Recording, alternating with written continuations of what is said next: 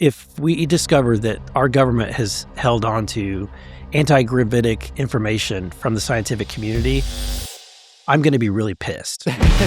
Congressman Eric Burlison, Missouri Congressman Eric Burlison. Eric Burlison. What's going on here? MIT Lincoln Labs, we found out that there was a reel-to-reel audio file where you have a senior official with the Department of Defense briefing scientists at MIT about saucers. Whoa. There's reportedly an object that is not in this country that is so large it cannot be moved. What's the craziest thing that's ever been told to you? You can leave the person totally anonymous. This thing was blacker than black sphere that was floating, and it just gave this sense of just complete evil and darkness. So they brought me in and they told me about the event that happened in the Western United States. They actually personally encountered these UAP. So they jump in the helicopter, they go to the location, and what they interact with are basically glowing orbs. They are some type of spherical, nebulous, what's described as like a ball of plasma. Neil McCaslin is a general who is extremely high up. He went super mysteriously missing. Yeah, we were definitely making inquiries trying to set up something to talk to him. Whether there's a body in the desert, they need to go find a body, find the body. I would like a full briefing, the same White House level briefing that the president gets on this topic. I want to be able to go to all these sites that we keep hearing about. PAX River, Whiteman Air Force Base. I'm going to go to Area 51, Green Lake, S4, all of that stuff. What do you think President Trump knows about UFOs? I do believe he's been briefed, and that during that briefing, he was told that there are hybrids. Trump's response was, "You mean like Adam Schiff?"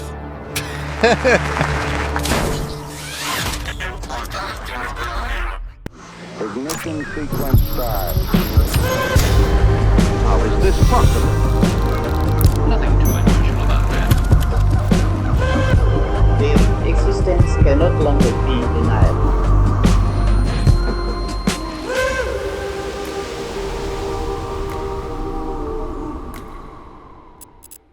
All right. Well, a lot of the audience might be wondering why I'm wearing a collared shirt, which is not a normal thing for me on this show. It's because I'm with a congressman, one of my favorite congressmen, although you're from Missouri. I'm honored. No, I mean it. You seem like an angel amongst devils. A rare, Diogenes would go around looking for an honest man, in classical Greece. And, he wouldn't find anyone. And I think you're a rare salt of the earth, honest man, and I think that's easy to pick up from your interviews. I think the vibe you give off is very just earnest and well-intentioned, and that is the least commoditized thing in Congress and in the world right now. So I appreciate you being here. It's an honor to be here. I'm a big fan of your podcast, of your show. I religiously watch. I'm a subscriber, and you should know there's sometimes where I glean some ideas and I bounce them off my staff and say, we need to look into this. Oh, that's awesome. Well, that to me, that's the pinnacle, because we were talking a little before rolling, and I'm always like, why am I, sometimes the tip of the spear on certain things, at least in the open source world on UFOs. I want people in government to be following up on a lot of these things. So it's really heartening and cool to hear. And we, text occasionally and stuff too. And it's epic for me to hear that, people in charge who actually are important and have power are doing something about this. Yeah, I have more confidence in your research abilities than most of the people that are working for the government. If that gives you an idea. Well, I guess I'll consider myself the skinniest kid at fat camp. That's a low bar, but thank you nonetheless. I want to just give people a sense, I think a lot of people have heard sound bites from you going viral on Twitter, that sort of thing. Just your kind of prehistory before running for Congress. What made you want to run for Congress? What were you doing before? I worked in software. I was a software engineer, built one of the very first patient portals in the country back in the early 2000s, and then worked as a consultant for a company called Cerner, and then later at the very end, Oracle.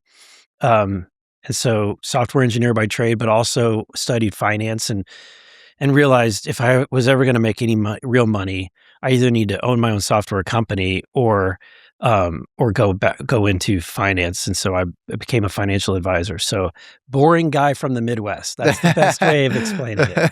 We need more boring guys from the Midwest in government. And then at what point did you decide to run? Yeah. So I would sit in my cubicle. I mean, my work environment it was essentially the movie Office Space. I would sit in my cubicle each day and bang out code or lead a team of developers, and I would listen to talk radio. I'd pay attention to what's going on in politics, and a lot of things I would listen to would be things like, speeches by Milton Friedman or Thomas Sowell, and I would read their books, and get really frustrated with politicians. Yeah, because I think I just have a very idealistic view of the way things should be, and was just so frustrated the way that the swamp operated and the way that even the people that I would help get elected, they would disappoint me. And so eventually I decided if I've got to do it, if at least give it a shot. Yeah. So, I love that, the way you're putting that. Get involved, be the kind of man in the arena. And those two people you mentioned, Milton Friedman and Thomas Sowell, have just such cutting and incisive takes that are timeless and really apply to today, and really apply to the knee-jerk reflexive reactions to people that people have around kind of the conversation, especially around government spending. Yeah. And some of the identity politics stuff, especially with Thomas Sowell, where sometimes you got to make hard decisions in government, and no one in government wants to make the hard decisions. They always want the future generations to foot the bill. And so those two and people like Friedrich Hayek before them really outlined all of these philosophies, and the conversation. There's no conversation around any of this stuff like that. No. Like I really think of Tea Party Republicans as like the last Republicans to even be fiscally conservative. Like, you know what I mean? Well, I'm still that. I feel like I'm part of a dwindling group in that realm, because as you see the party become more populist and more and less laissez-faire, laissez-faire is like, hands off. The government hands-off approach to the market. Yeah, I'm truly still a free market capitalist. Less government, respect the rule of law. A fundamental conservative. You're on your own. I can't. A rare breed anymore. You are, seriously. Okay, so and how long have you been a congressman from Missouri? 3.5 years. Okay, and when did you get into UFOs? When I got into Congress. So my first moment was I just gotten elected. When you get in Washington, D.C., they try, first and foremost, you would think that they would put you or assign you to committees that actually fit your talent and your experience. But that is not how Washington, D.C. works. It's a very broken environment. So I wasn't put on the Financial Services Committee or any of the committees that would have anything to do with healthcare or anything to do with software. I was put on oversight and transportation and infrastructure. But I'm trying to carve my path, trying to find a role. And I was drinking coffee in my office one morning just by myself, and I was watching the news, and I saw David Grush come on. And there was something about him that I just was inspired by, somebody that was bravely coming forward and saying that in that interview, he mentioned that he wants to talk to Congress. And I have been in office for less than 2 months, maybe 3 months. And I thought, that's me. I mean, I still have that role, like where I still have a hard time seeing myself as I'm a member of Congress. Yeah. But I thought, wait a minute, I'm a member of Congress. I might be able to do something about this. So we reached out to the studio, and was able to get a conversation with David like the next week. Wild. That's awesome. So something about him kind of resonated. He seemed like just another honest. Yeah. And I think that is the vibe with him too. He's really this kind of team player. I think most of the colleagues kind of in his background, even working with him in kind of conventional roles, viewed him as, just very good at what he did.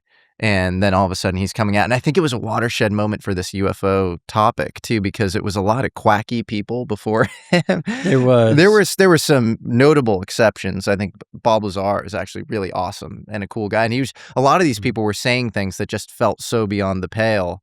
But Grush is really like, you look at him and you're like, he, could be like a relative or something. Like he's just a normal dude. Yeah. Yeah. And he's saying some pretty remarkable things. He was. And so I thought this is worth getting, him coming forward bravely and saying the things that he was saying. And just there's a part of me that really abhors and hates a government that thinks that has the arrogance to think that it shouldn't tell its people what's really going on. And that probably is somewhere in my id of that drives me crazy and probably is what's driving me in this whole topic. Especially when it comes to the nature of reality. Like they really shouldn't have a monopoly over that. If it's like some sort of little tactical trade secret warfare advantage, in the nuclear program. Okay, I'm pro keeping that classified. Right. But when it comes to this sort of stuff, like, we're not alone, or, maybe there's something off with our physics that like academics should be teaching. Like that seems pretty fundamental. It does. Like to me, if somebody's, as I was sitting on a plane on a tarmac once for 3 hours sweating and not able to move because of an air traffic control situation, the thought came across to me that if we discover that our government has held on to anti-gravitic information from the scientific community, I'm going to be really pissed. Yeah, you should be. And as somebody who, I've gone pretty deep on the anti-gravity stuff. I think they are. I really do. I think they are. I think, I always bring up this guy, Thomas Townsend Brown, who, I think I, made really real world updates in the world of gravity. There's an FBI document from the 40s on him that says he is the lead radar scientist in the entire Navy. He knows more about radar than anyone in the Navy. And then now I think we have pretty good evidence that his work made it into the B-2 stealth bomber. So you have 2 out of the 3 things that people used to deny that are now kind of hard to deny. And then the number 3 thing is like he's talking about merging electromagnetism and gravity in some way in this form of electrogravitics. I don't think he's lying. I think it's interesting that people haven't really done a whole lot of deep diving into his research. Yeah. Or the other thing that's interesting is you have these other scientists that went missing that were doing it. You had Amy Eskridge. Yeah. Who went missing she committed suicide, supposedly. Committed suicide. Yeah. Committed suicide, but claimed that people were going after her with directed energy, showing burns on her hands at the end of her life. I found out that I was being physically surveilled. There's this weird fucking Lexus, and it has tinted windows that are not street legal. My hands have been burned to hell and back as I've been typing. Because you can beam me through there and through there. And her father was a NASA scientist who was interested in gravity modification. His name was Richard Eskridge. So strange. Yeah. It is really strange. Her story is heartbreaking whenever you see the interviews, and she was really calling for help as far as feeling threatened, feeling like people were coming after her, that she felt like she needed to come forward with what she knew quickly. And then you had the weird case of, I think the other woman was Ning Lee. Yeah. And who just kind of dropped off the map for a period of a few years. And then suddenly there was an obituary. That's right. And this is going to come full circle because Ning Lee, really interesting case where she was using solid state superconductors, rotating them really fast. And she basically said they emitted these gravitons that engaged in gravitational shielding. And so you would get weight reduction for anything above the superconductor, which you shouldn't get weight reduction. The thing shouldn't lose weight. Right. That means gravity is being modified somehow. It's really kind of crazy. And then she starts a company. It's literally called Anti-Gravity LLC. And people invest with her too. Like her colleagues apparently believed in it enough that they were putting their own money behind it. They're all putting their money behind it. And she's at University of Alabama, Huntsville. And the chair of her physics department is a guy named Larry Smalley. And he's so convinced that the thing works that he leaves his job to work for her. So then you have all these people being like, oh, it's fake. She wasn't doing that. She didn't, actually get any sort of effect. And that's obviously BS. And then she tragically gets hit by a car and dies of dementia years later. But she really went silent in that first period when she gets that contract for her company. Right. And the whole story is very strange. And this is going to come full circle because you now are investigating MITRE Corporation as possibly being involved with UFOs. The last time Ning Lee really spoke in a public way on record about her anti-gravity work was at a MITRE conference. I don't know if you're aware of this. Yeah, I admit it. And I did sit down and I interviewed her. And this was at a conference in 2003, just outside of Washington, D.C., run by or overseen by the MITRE Corporation. And it was looking at, I think, high-frequency gravitational waves. She chaired one of the sessions. I talked to her afterwards about it all. And then I don't know sort of how soon after that it was that she sort of went off grid. It was certainly probably about within a year that she just disappeared. I didn't know that it was that conference. Yes. Yeah, and they used to convene all sorts of scientists on exotic science and stuff, and it felt very like maybe a limited hangout or something, see what people know. And yeah. That is interesting to know. I did not know that. Yeah. It's something that we should probably look into. I think so. Well, they're a federally funded research and development center, as you know, which is technically a nonprofit. They're kind of exempt from a lot of the oversight and scrutiny that, normal government institutions would be. And they keep coming up when it comes to UFO lore, UFO oversight. Do you think they have something maybe to do with the UFO legacy program? I think that there's enough rhetoric and enough speculation that it warrants us deep diving into MITRE. I think if you see my work lately, we're really trying to take a deep dive into these FFRDCs because it seems like, and honestly, historically, when you look back at their formation, they all kind of were stood up around just after the Manhattan Project, right? So you have the Manhattan Project, that information gets leaked. Russia suddenly now has the information of how to build a nuclear bomb. And I think that our federal government learned from those lessons and decided we're going to go about this a different way. So they spun up all these quasi-private entities that, so an FFRDC, really, their only client is the federal government. Yep. But yet they get the benefit of acting like they're a private business. And it's really like, I think the cowboy intelligence world, which existed in the 40s and 50s, I think still exists in whispers in these FFRDCs because it's these guys who, if you're GS-15 in the government, you're not getting paid as much as you want. You probably have some restrictions on what you can and can't do. These guys in these FFRDCs, they're subject matter experts. They can get paid a whole lot. They can dual hat as all sorts of things. They can consult for NASA, NRO, I'll do all these things at once. And then, it seems like the perfect sort of cover for UFO activities.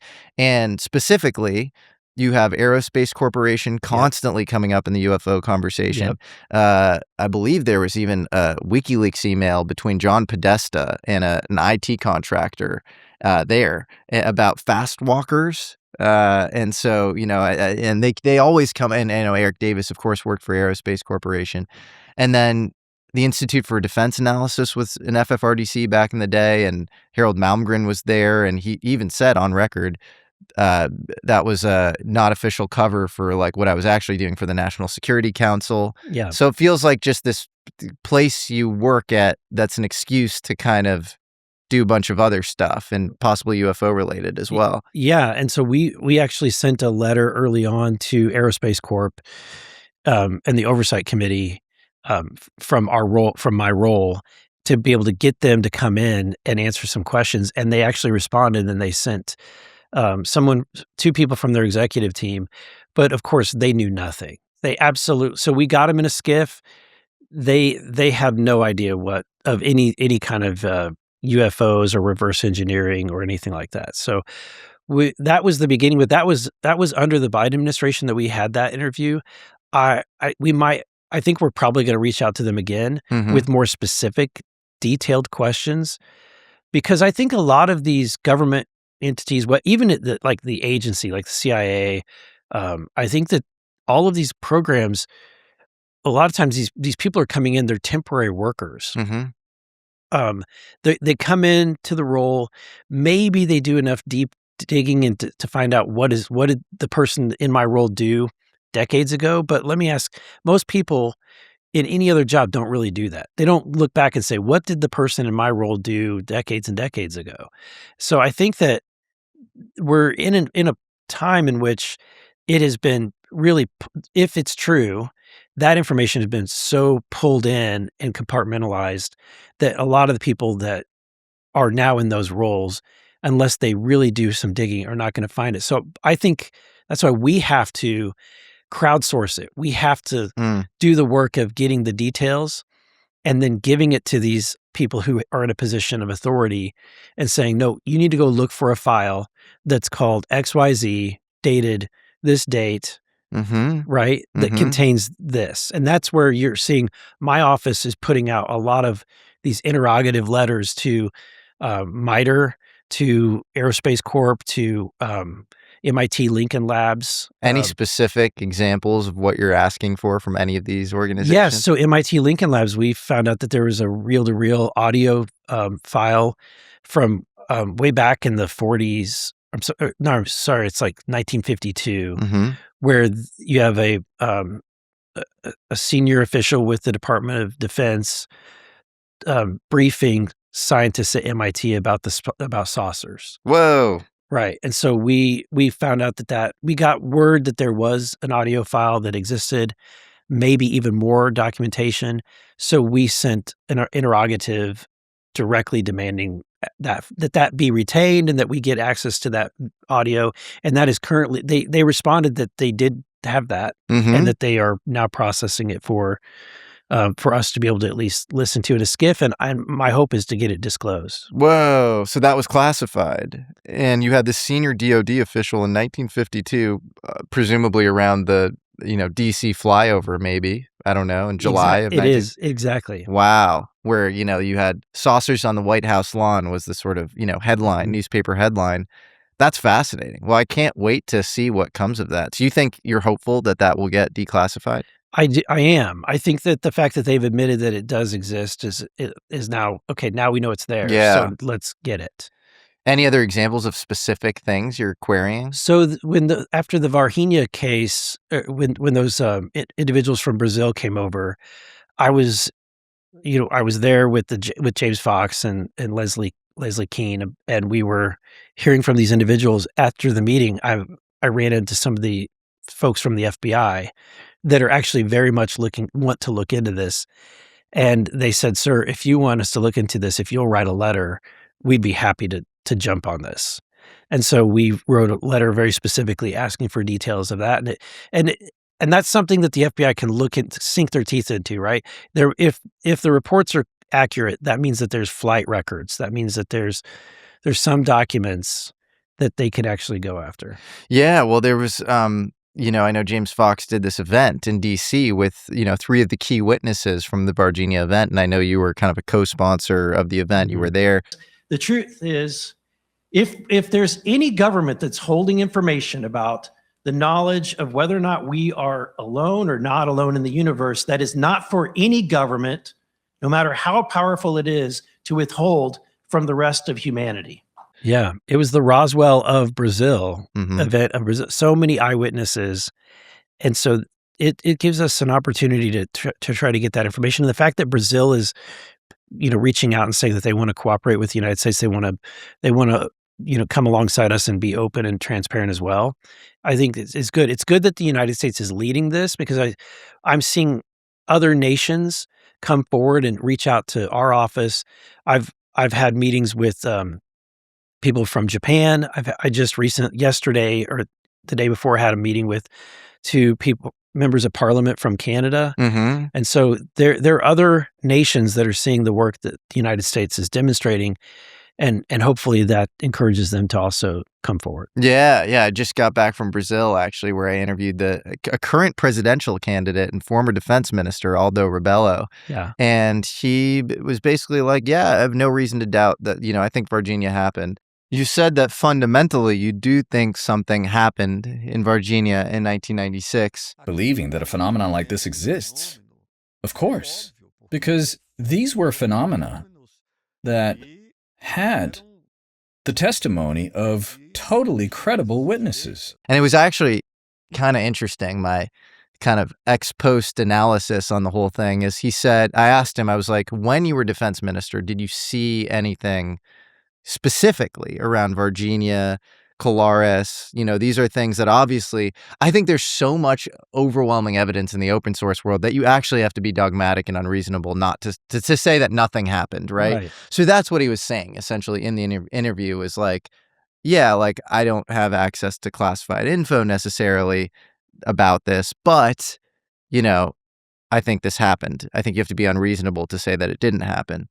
But then it was interesting. We got James Fox, you know, this amazing documentarian who's documented the Varginha case more than anybody in his movie Moment of Contact. We got him on the phone, and he's talking to Aldo, and he's asking about the body being transported back and forth to the U.S. and the U.S. involvement.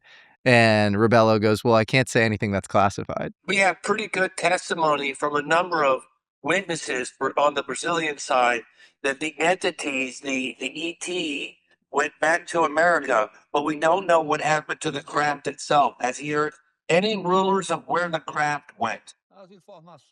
The information that's held by the Ministry of Defense is strictly classified. So I felt like there's a little bit of a tell that, like, you know, and I don't knock the guy at all. And, you know, I think it would be very bad for him if he were to reveal anything classified. So, you know, I'm not blaming him. I think the fact that he made the statements he did is fantastic, but I think he knew more than met the eye was my takeaway. Yeah. But those very specific, you know, incidents are things that we can really get into. And really kind of, I think I'm done kind of sending these broad letters. That's why the meeting with Aerospace Corp was such a nothing burger. So I think that if we can give them very specific details, and then you can find people that I think a lot of them will be surprised. Yeah. When they go digging and they actually find it. Can I send you a request for something with? Absolutely. So with Aerospace Corp, I don't know if you're familiar with this book, American Cosmic. Have you heard of this? No. It's an amazing book. It's by a religious studies professor who actually wrote about Catholicism before she got into UFOs. She wrote a book about purgatory. And then she started to look into kind of divine experiences from brothers, nuns, and saints of the Catholic Church, and things like St. Francis of Assisi seeing sort of the flaming torch on the mountain in Mount Laverne, Italy. And she was like, whoa, a lot of these actually look like, you know, what John Mack, the Harvard psychiatrist, is looking into with modern abductions in the 90s. Yeah.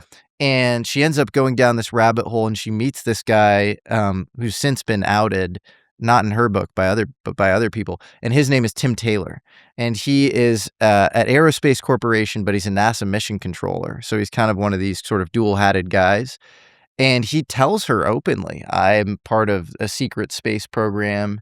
He actually takes her and Stanford professor Gary Nolan to a crash site where they look at material. Oh, that's where Gary got that material. Yeah, that's right. Exactly. This like frog skin material. Gary also gets material that he studies from Jacques Vallée and stuff. But so really fascinating guy. And he's claiming that he works like in kind of adjusting timelines, which sounds nuts. But if you watch Disclosure Day and maybe they're hiding truth in fiction, that's kind of what the movie's about. And he just seems like this fascinating guy. And I think he was in touch with certain members of the UAPTF, which is obviously responsible for a lot of modern disclosure, you know. So yeah, it's interesting. Like I think I'd love to know can you get him to come out and maybe come on the show, or, you know, make a statement or something. Yeah, give me the details, and we'll be happy to get our team on it. We can follow up. Yeah. He seems like a fascinating guy. You've had some really interesting experiences where you've and this was kind of an interesting moment in the Weaponized podcast you did, where Jeremy kind of pressed and was like, you went to PAX River, and you're like, well, that's not on record yet. Guys, I can't really, I have not publicly said that I've taken the trip to PAX River at this time. And so, okay.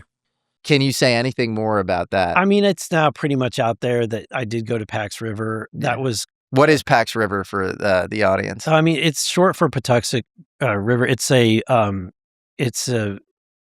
basically the Navy's base that they do experimentation. It's kind of their research.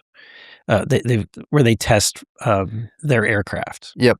And so it was a short drive per se. It was at least just a drive. We didn't have to fly there from DC. So this all came from a request that I had made from the White House, and I could tell you that story if you're interested. But that's probably one of the more. It goes back to a vote that was happening, the One Big Beautiful Bill, or the Working Families Tax Cut Act, whatever you want to call it.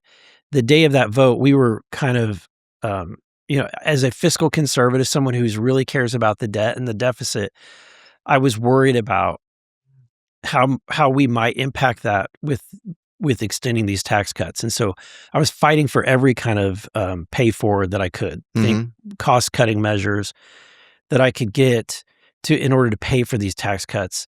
So it was a long day of negotiations. I mean, a long, long day to the point where we were negotiating until 2 a.m. Whoa. And to this day, Trump calls our group like the 3 a.m. caucus. Not exactly in a lovingly way. Yeah. But at the end of the day, look, I didn't go up there to make everybody in DC happy. I went up there to try to save the country. That's awesome. Yeah. But in the course of that really long day, the White House staff, which I don't readily have access to, were there, and I said, in a moment of downtime, I said, "Hey, while I got you, can I ask you some questions?" And I said, "We're getting nowhere in oversight. We're asked to investigate this topic of UFOs and UAPs, and we're getting really nowhere. Everywhere we go, we're getting we're hitting a dead end. We're not able to have enough authority to get any information." And he said, "Well, what do you want?" And I said, "This has nothing to do with my vote, how I will vote on this bill. While you're here, I want to vent at you." And he said, "Well, then what would you like?" And I said, "Well, if you're asking, I'd like a full briefing, the same White House level briefing that the president gets on this topic. I want to be able to go to all these sites that we keep hearing about." And he said, he said, "Which locations?" And I started with PAX River, Whiteman Air Force Base. I want to go to Area 51, Groom Lake, S4, all of that stuff. Have you been to all those places? No. Okay. And so the first location that was kind of a low hanging fruit was PAX River. Yeah. But in general, so I made that request. The guy that I made the request to, White House staffer, was grinning. And at that point, there's still a stigma. There's still, and I thought, oh, he's making fun of me. And I said, "Why are you grinning? I mean, I'm sorry if you think this is funny." He said, "No." He said, "I want to go with you. This is awesome." Yeah. And so he took that request back. And a week later, a liaison from the Department of Defense, now the Department of War, was in my office saying that he was told from the White House to make it happen. Wow. And so to me, that was remarkable. If you think about it, Barry Goldwater asked to go look at some of this stuff when he was senator and was turned down. Yeah, he specifically said he asked Curtis LeMay to see the Blue Room at Wright Pat, and Curtis LeMay cussed him out of the room. I called Curtis LeMay and I said, "General, I know we have a room at Wright-Patterson where you put all this secret stuff. Could I go in there?"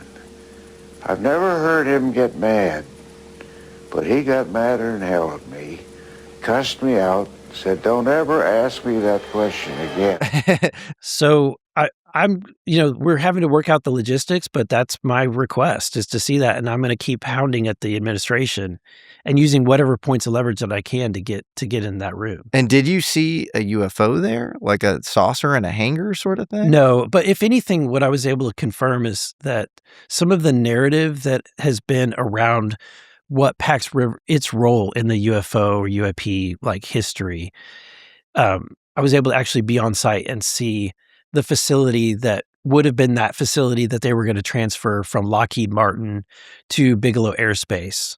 And I'll tell you, just being there and seeing it, if you were ever going to do a transfer, it would be logistically the perfect venue to do that. And did you see anything exotic where you're like, what is that? I don't know what that is.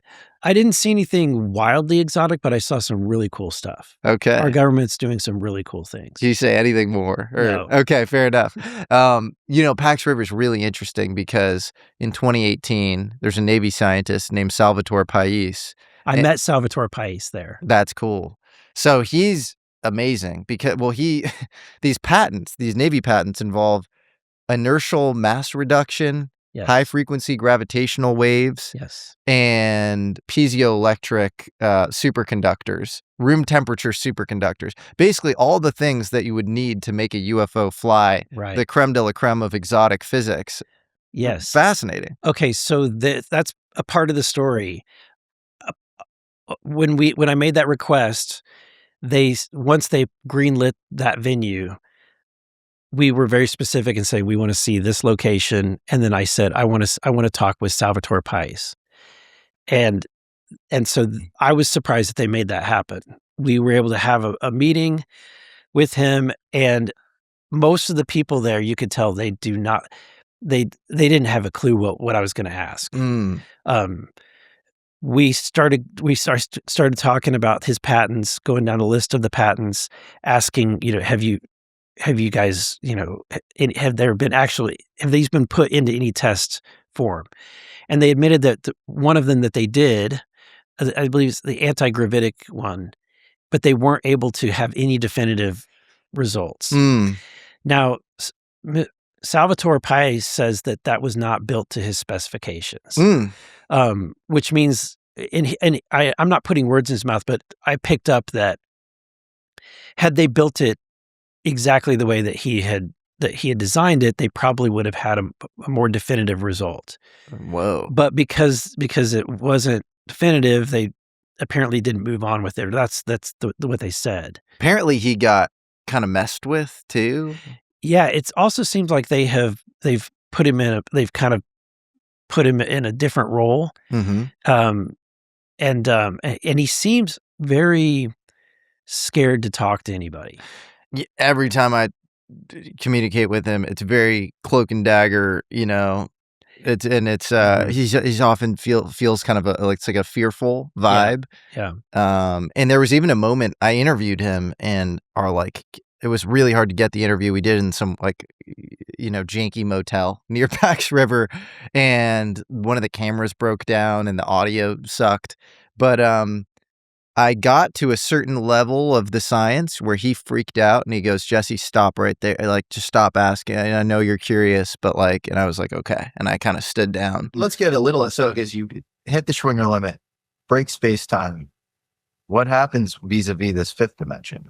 Will not touch on that. Leave it there, Jesse. Trust me on that. Leave it there. We nerded out about the science a little bit, and I'm just like a hobbyist on trying to understand quantum physics and that kind of stuff. But I could tell that the only person in the room that was tracking with Dr. Pais was Dr. Kozlowski, John Kozlowski, who was there, and so he was tracking. I was barely keeping up. Most of everybody else that was in that room walked out of there not understanding anything that we were talking about. Interesting. Yeah, well, that's cool that you have the instincts to know that Kozlowski at least is tracking, the content. What do you think of him? So he's the new, for context for people, the All Domain Anomalies Resolution Office is kind of the modern Project Blue Book. I'm not even saying that necessarily as, with the connotation of Project Blue Book, but it's the official Pentagon investigation program. It does have, Arrow has a bad connotation or gets a bad rap because of this guy, Sean Kirkpatrick, who just completely dismissed all cases. In certain cases, he seemed like a bad actor, and he seemed like he was gathering info just to destroy it or something, or not do anything with it. But what do you think about John Kozlowski is the new director? What do you think of him? Yeah, he's a breath of fresh air compared to Sean. Okay. And I don't have anything against Sean personally. I was, when you're a member of Congress and you're going into a skiff and they're giving a long presentation and it feels like it's taking forever to get to the actual nuts and bolts of what they're there for. And then once they actually start presenting, it was literally a slideshow of, we looked into this and this was like, here's what it was, right? This was a balloon. This is a flock of birds. This is, a tent across the horizon. And at some point you realize they're not going to show you anything that they haven't definitively like determined is not. Yeah. Does it make sense? It makes total sense. I even think it's funny to go back and look at the Condon Committee reports, which, ended up saying Blue Book was a waste of time, the Air Force project with J. Allen Hynek, where they were looking at UFOs. And if you look at that report, you actually look at the substance, over 30% of cases were totally still unidentified. Same thing with Aero. So Kirkpatrick will come out and say, we never found any evidence of extraterrestrials. Well, first of all, extraterrestrials is an analytical overlay. It's a conclusion. It doesn't mean you've found things that are really anomalous and worthy of further inquiry. So like the language is like kind of manipulated in a very specific sort of way. And then second of all, if you actually look at the data, again, I think it's over 25%, definitely over 25%, maybe over 30% in Aero's case. I think it might be like 34% of cases are still unidentified. I'm not sure about that percentage, but definitely when we pushed them on it and said, how many of these, instead of showing us the ones that you have, eliminated, why don't you show us the ones that you're still researching and that you haven't figured out yet, the mysterious ones? And that that was not something that Sean was going to do.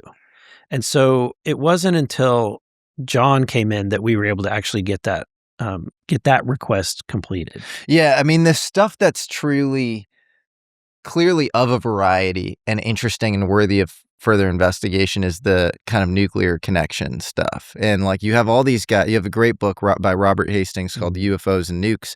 He's a meticulous, very not fantastical, flowery research. He doesn't jump to any sort of conclusions. And you have all these guys, almost 170 of them coming out, and they have, they're very often cleared to things, and they're on what's called the PRP program, where they have to report if they're taking, any sort of medication because they're around our nukes.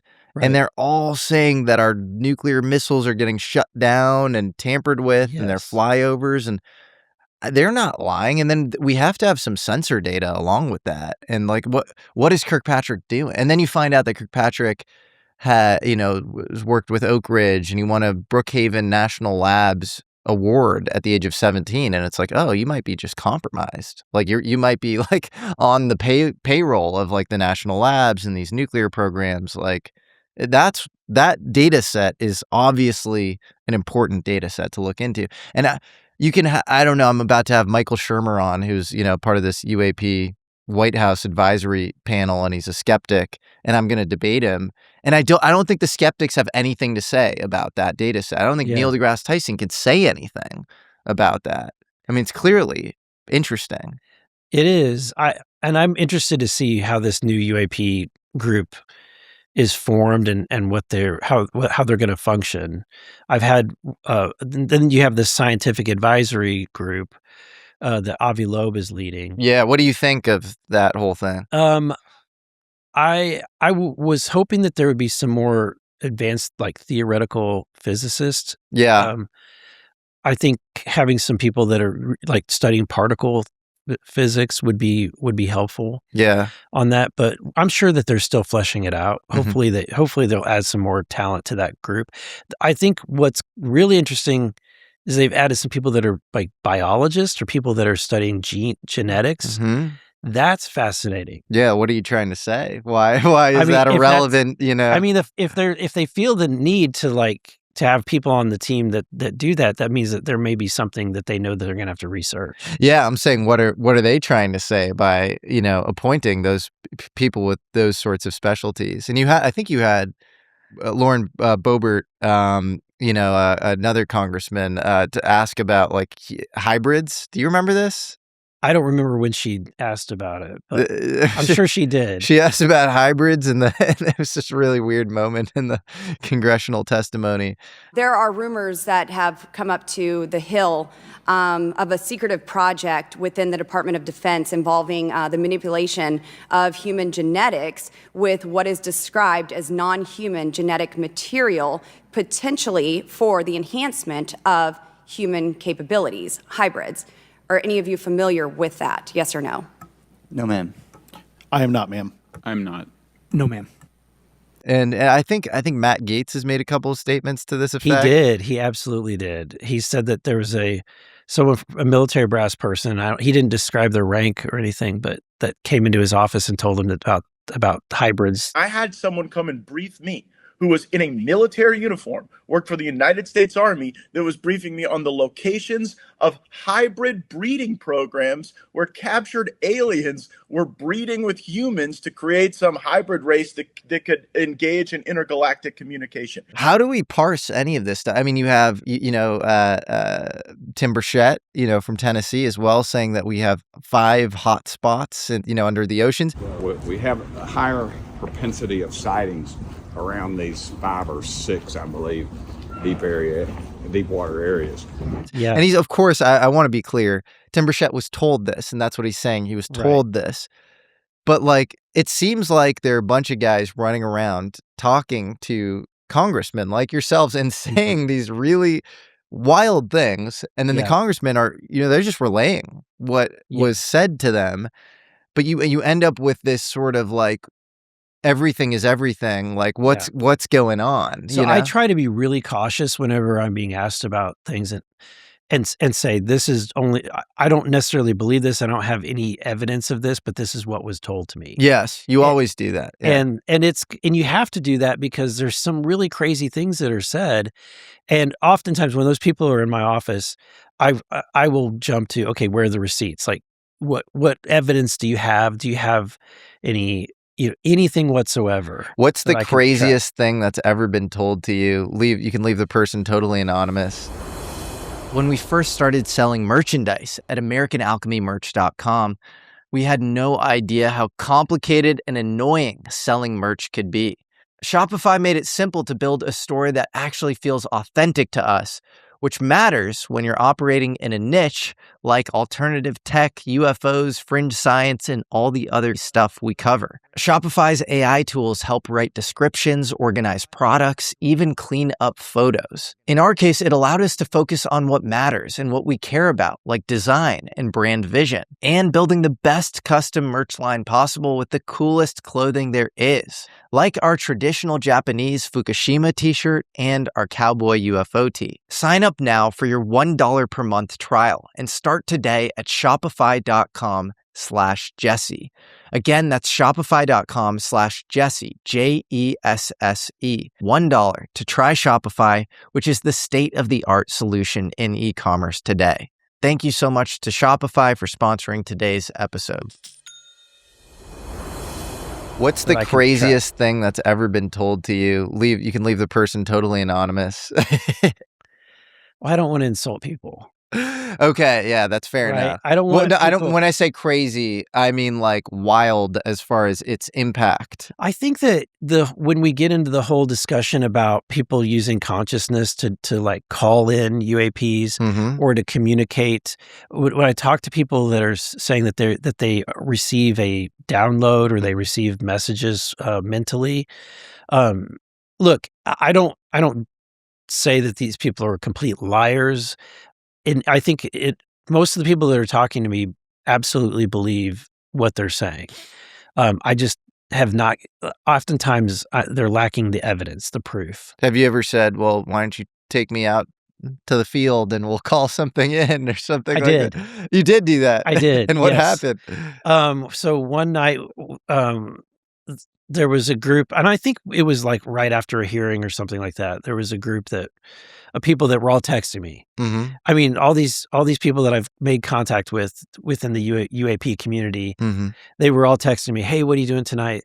And finally, I just said, "Let's meet at this restaurant." And I just sent it to all of these people, and so just put together a random group of people. And one of them was Chris Bledsoe. Okay. And I'd never met him before. People in the group said, he explained that he was able to do that. And so I had been in a meeting with another group that Greer had brought, and I had asked the same question. So we were actually at dinner, and I had asked that question. They said, well, this is not the best place to do that here in Washington, D.C. If you come out to this property, maybe we could make that happen. So the answer was no at that point. But when I asked Chris Bledsoe, the way I asked was, you say this, this happens all the time. Where does it happen? And he said, what do you mean? I go, like over the ocean, over water? Does there have to be a lake involved? And he said, no, pretty much anywhere. And I said, it's like in the country or in a city? And he said, no, pretty much anywhere. I said, what about here? What about right now? How about tonight after dinner?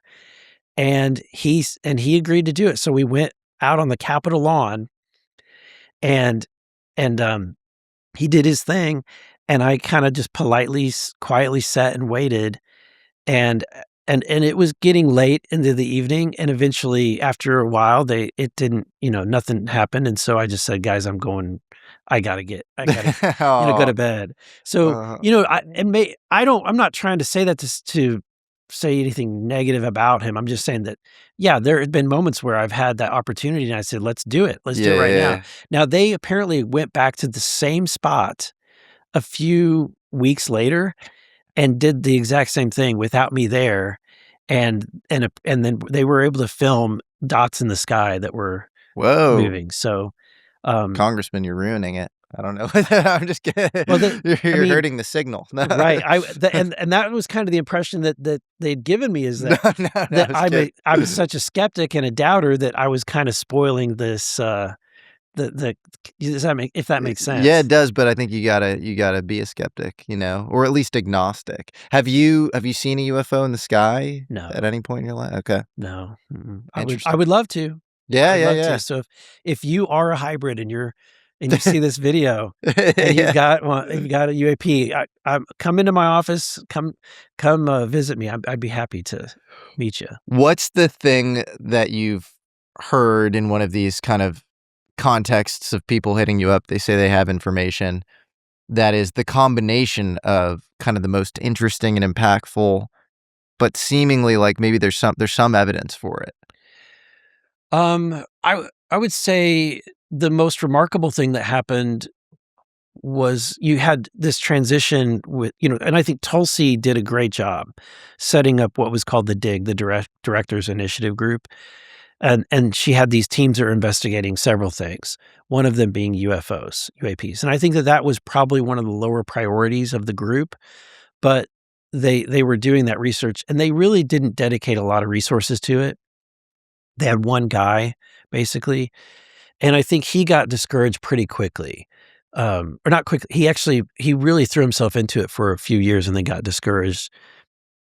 And then as he was transitioning out, they had brought me in and briefed me about what they had accomplished.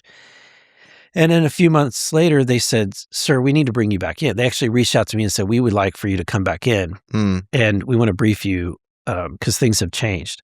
So they brought me in and they told me about the event that happened in the Western United States. People from Tulsi's team were actually on site for this. It was at one of our U.S. military installations. There was people from the intelligence community there, senior intelligence officials.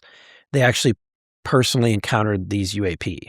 Whoa! And they gave me that in a briefing. I think I was the first elected official to get that briefing, and so they said, "Sir, we're pretty much approached this topic the same way that you have, very skeptical, and." But we feel like we have a job to go out and investigate this, and this event has completely changed everything, because now we know that there is something there. We just don't know what it is, and you can read about it in the recent releases. It's kind of buried at the end. Oh, interesting. Ironically, so what if we can talk about it now? Yeah, so I can talk about it now. For the longest time, I couldn't talk about it. Yeah, but it's in that release. It describes from their perspective, the intelligence people that were there, and there's two Where different is it? reports. I can't say which specific Okay, so location. that wasn't released. I think they don't want to have another Area 51 where they have people like storming the location. But it was, at the end of the day, what they have released is that pretty much what the narrative that they told me, that they were out there. They were there because there had been previous reports. So they were just like, they were on site. They were going around looking at any kind of debris that they saw or anything that was out in the desert. And they had landed a helicopter, and they got a call that the radar had picked up several UAPs. So they jump in the helicopter, they go to the location, and what they interact with are basically glowing orbs. Those orbs that have been described, whether they're called plasmoids, whatever you want to call them, they're like 3 meters in diameter, sometimes smaller, sometimes bigger, and they have different shades of color that they glow in, but they are some type of spherical, nebulous, what's described as like a ball of plasma. One would think a ball of plasma would look like. I don't think anybody's ever touched one to know that it's like superheated material or anything, but it definitely was messing with the helicopter when it got there. They operated intelligently, and then at one point there were some F-16s that were scrambled. These things appeared to like shoot up and chase or follow the F-16s. So when you're here, imagine you're me, you're sitting in the office of the Director of National Intelligence in a skiff, and they're briefing you with firsthand, accounts from people that were there.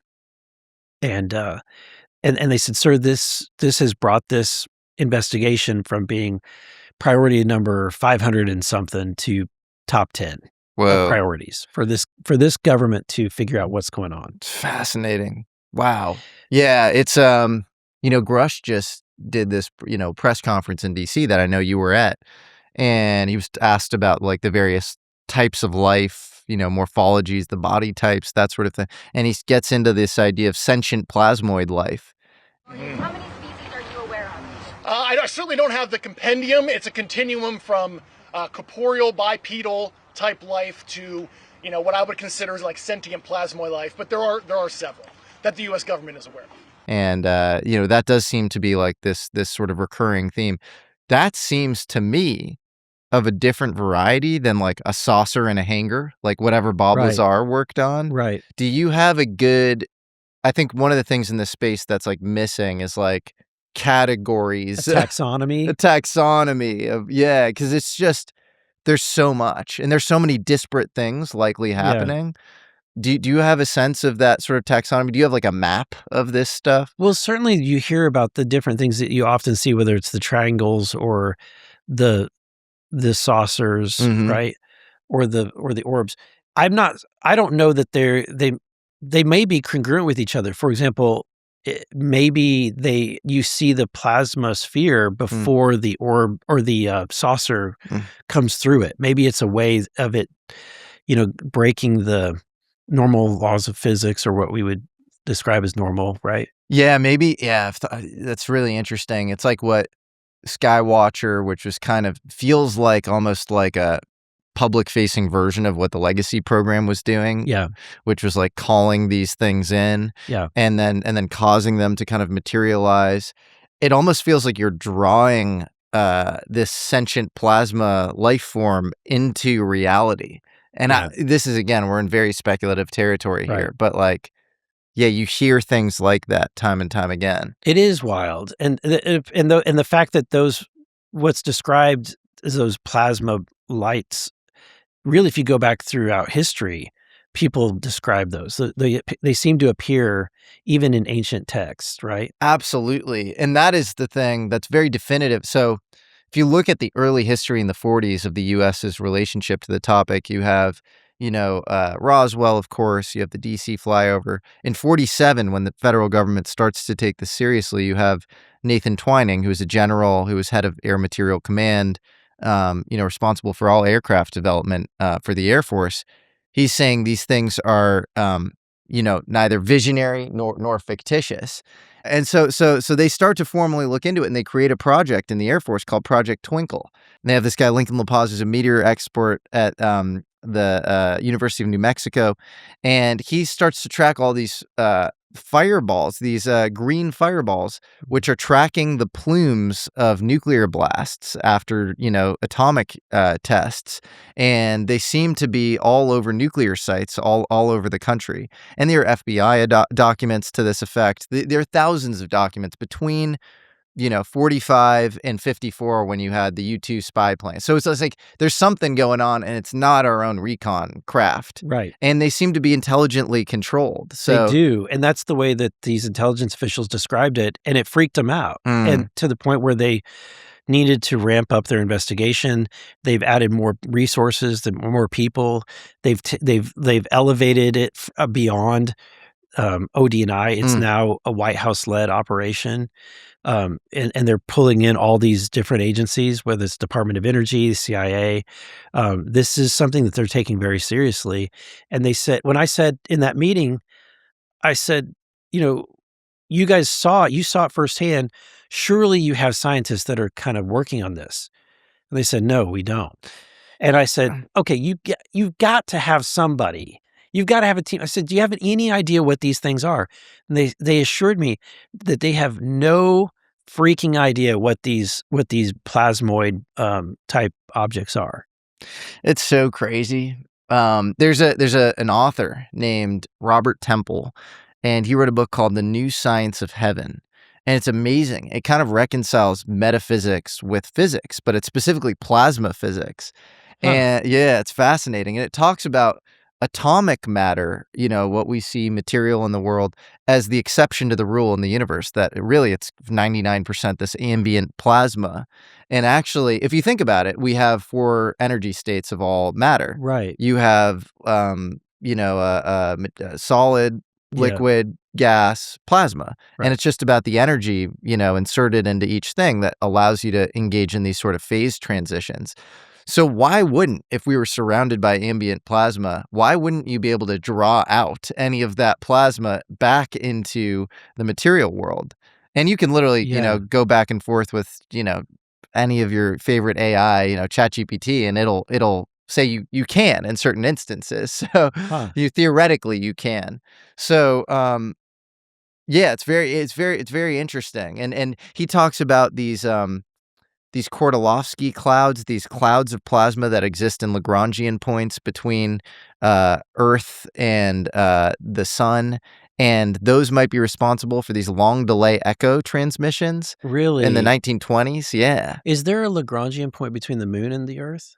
There is one, right? There is, and that's the Kordalovsky clouds are actually the Lagrangian point between the moon and the Earth. I misspoke. Because that's where we're racing to occupy. Whoa.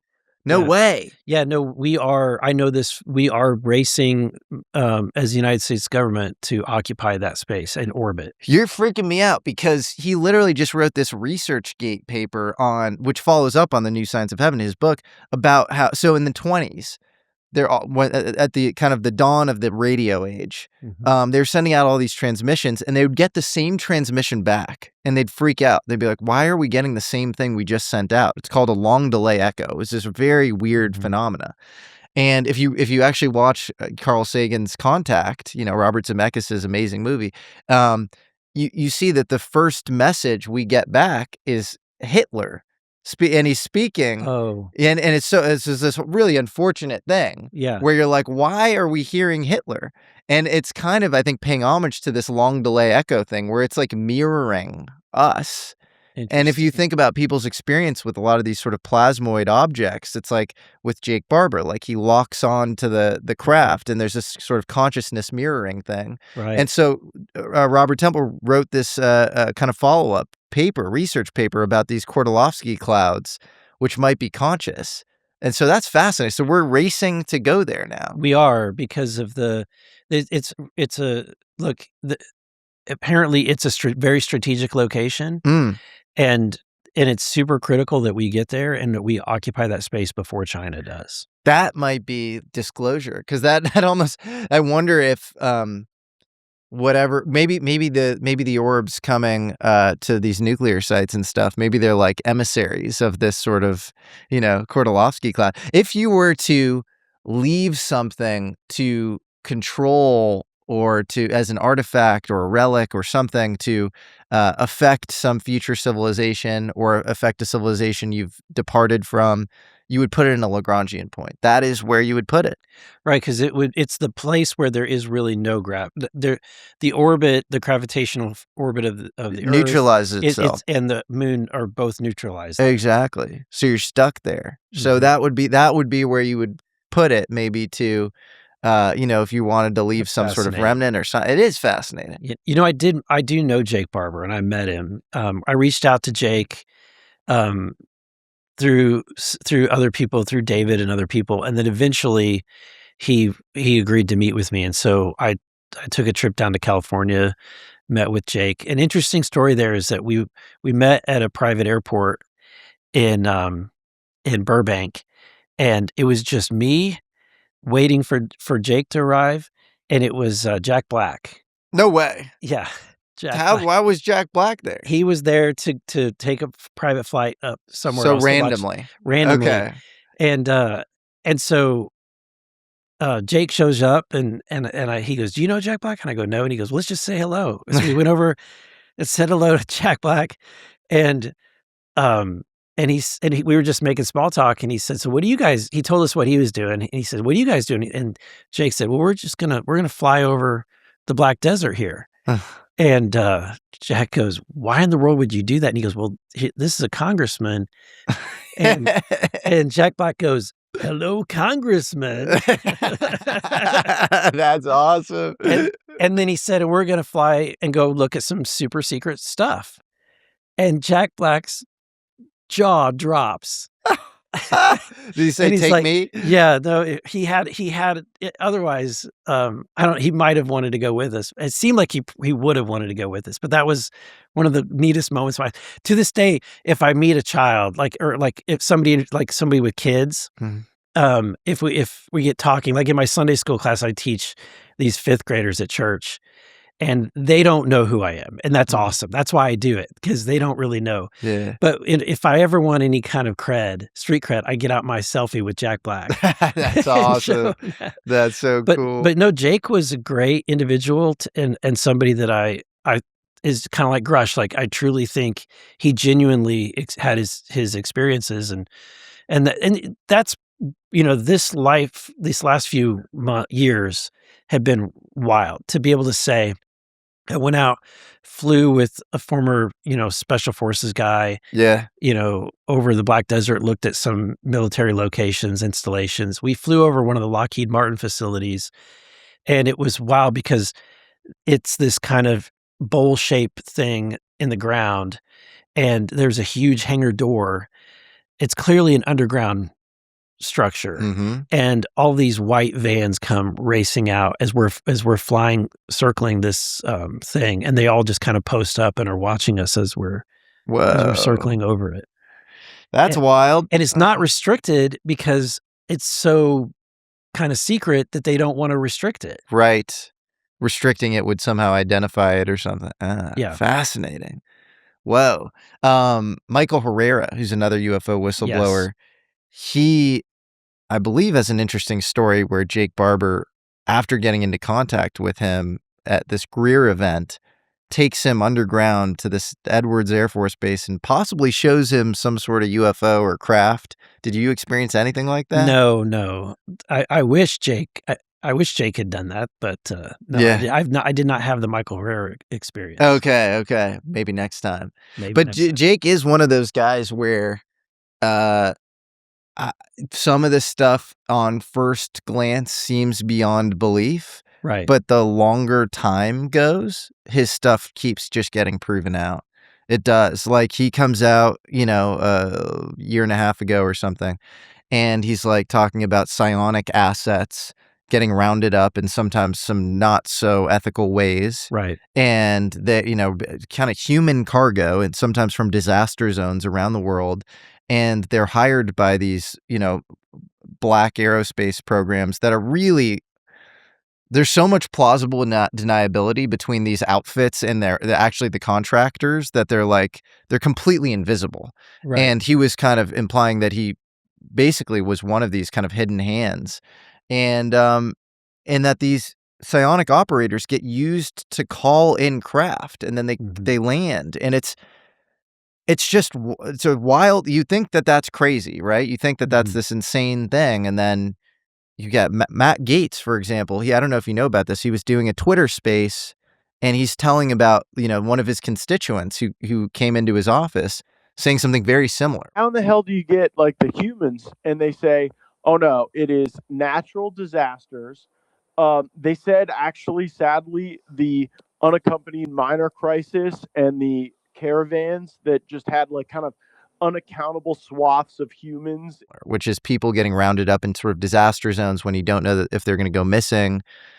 And it's really wild. And then, Jake Barber also wrote a book called Sentinels of Ether, which was so redacted by the Pentagon censored it. Supposedly a fiction book. It's a fiction book, but it's not a fiction book. 7 pages of the 20, which are just the 10% of the whole book, get blacked out, get censored, and are deemed classified. So he's one of these guys where I think a lot of what he's saying is pretty spot on and on the target. Yeah. I think he's definitely, look, and maybe I'm just naive, but whenever I'm talking to Jake, when I'm talking to these people, I feel like they're not trying to be deceptive. Yeah. If anything, so like to me, Jake had all the reason in the world to not talk about the psychological impact that he had. In fact, people told him, if you want to be taken credibly, don't bring up the emotional feeling that you had, right? When he described being in the helicopter while he's carrying, I think he described it as an egg. Yeah. I think the UAP. Emotional reaction was to the 8-gon craft, I believe. Yeah. So I think he had all the reason in the world to not go into that, and yet he felt compelled that he had to say that. Yes. To me, that's an indication of somebody who really feels strongly, passionately. He's not doing it for financial gain. That's right. And look, I've met 2 people that claim to have interacted with the craft, him and Bob Lazar, and they both say they experience emotional and ominous feelings around them. And then the psionic operators I've met know how to systematically. I've met call with them a in. third one that you have not mentioned. Who said the same thing. Okay, and so he's not more. public, and he probably will never go public. But he served in special forces. He was in the field, and was brought into a room, and what he describes as a hovering black. Again, it appears like it's 3-dimensional or 3 meters in diameter, but this thing was blacker than black sphere that was floating, and it just gave this sense of just complete evil and darkness, is the way he described it. Whoa. That he felt ill just being around it. He felt like there was just something really bad about it, and didn't want to go anywhere near it. And was this at an aerospace facility or? It was overseas. It was overseas. And you can imagine, he's working during the time period in which we were in war. So you can imagine it's one of those locations, whether it's Iraq or Afghanistan. Whoa. But it was in U.S. possession or in? Yeah. Mm-hmm. And so we had captured it there? Or that it was a tech that we have. I don't know.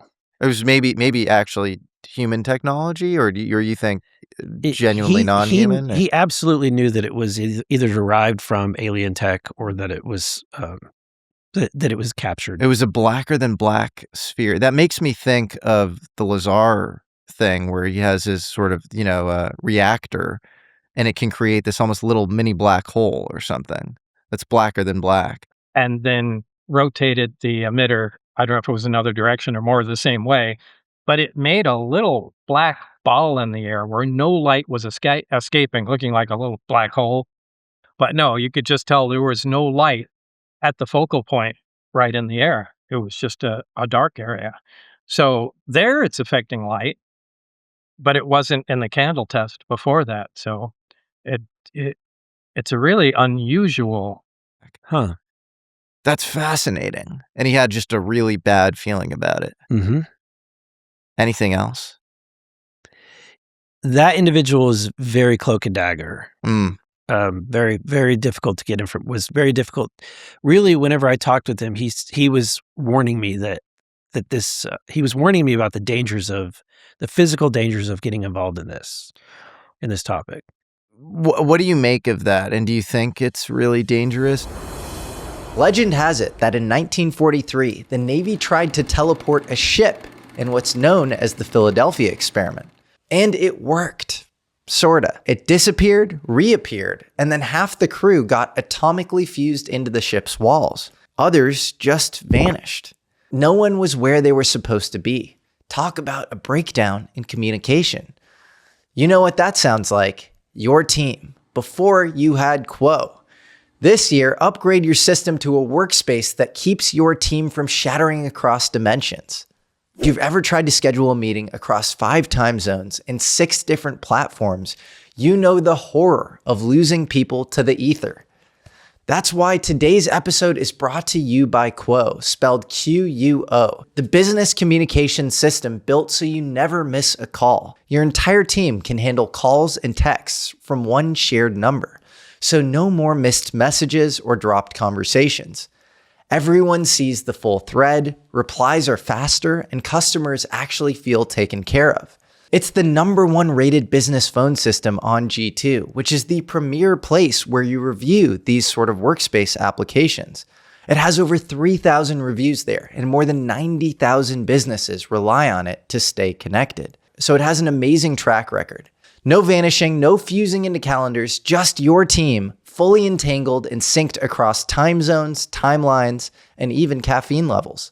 Money is on the line. Always say hello with Quo. Try Quo for free, plus get 20% off your first 6 months when you go to quo.com/Jesse.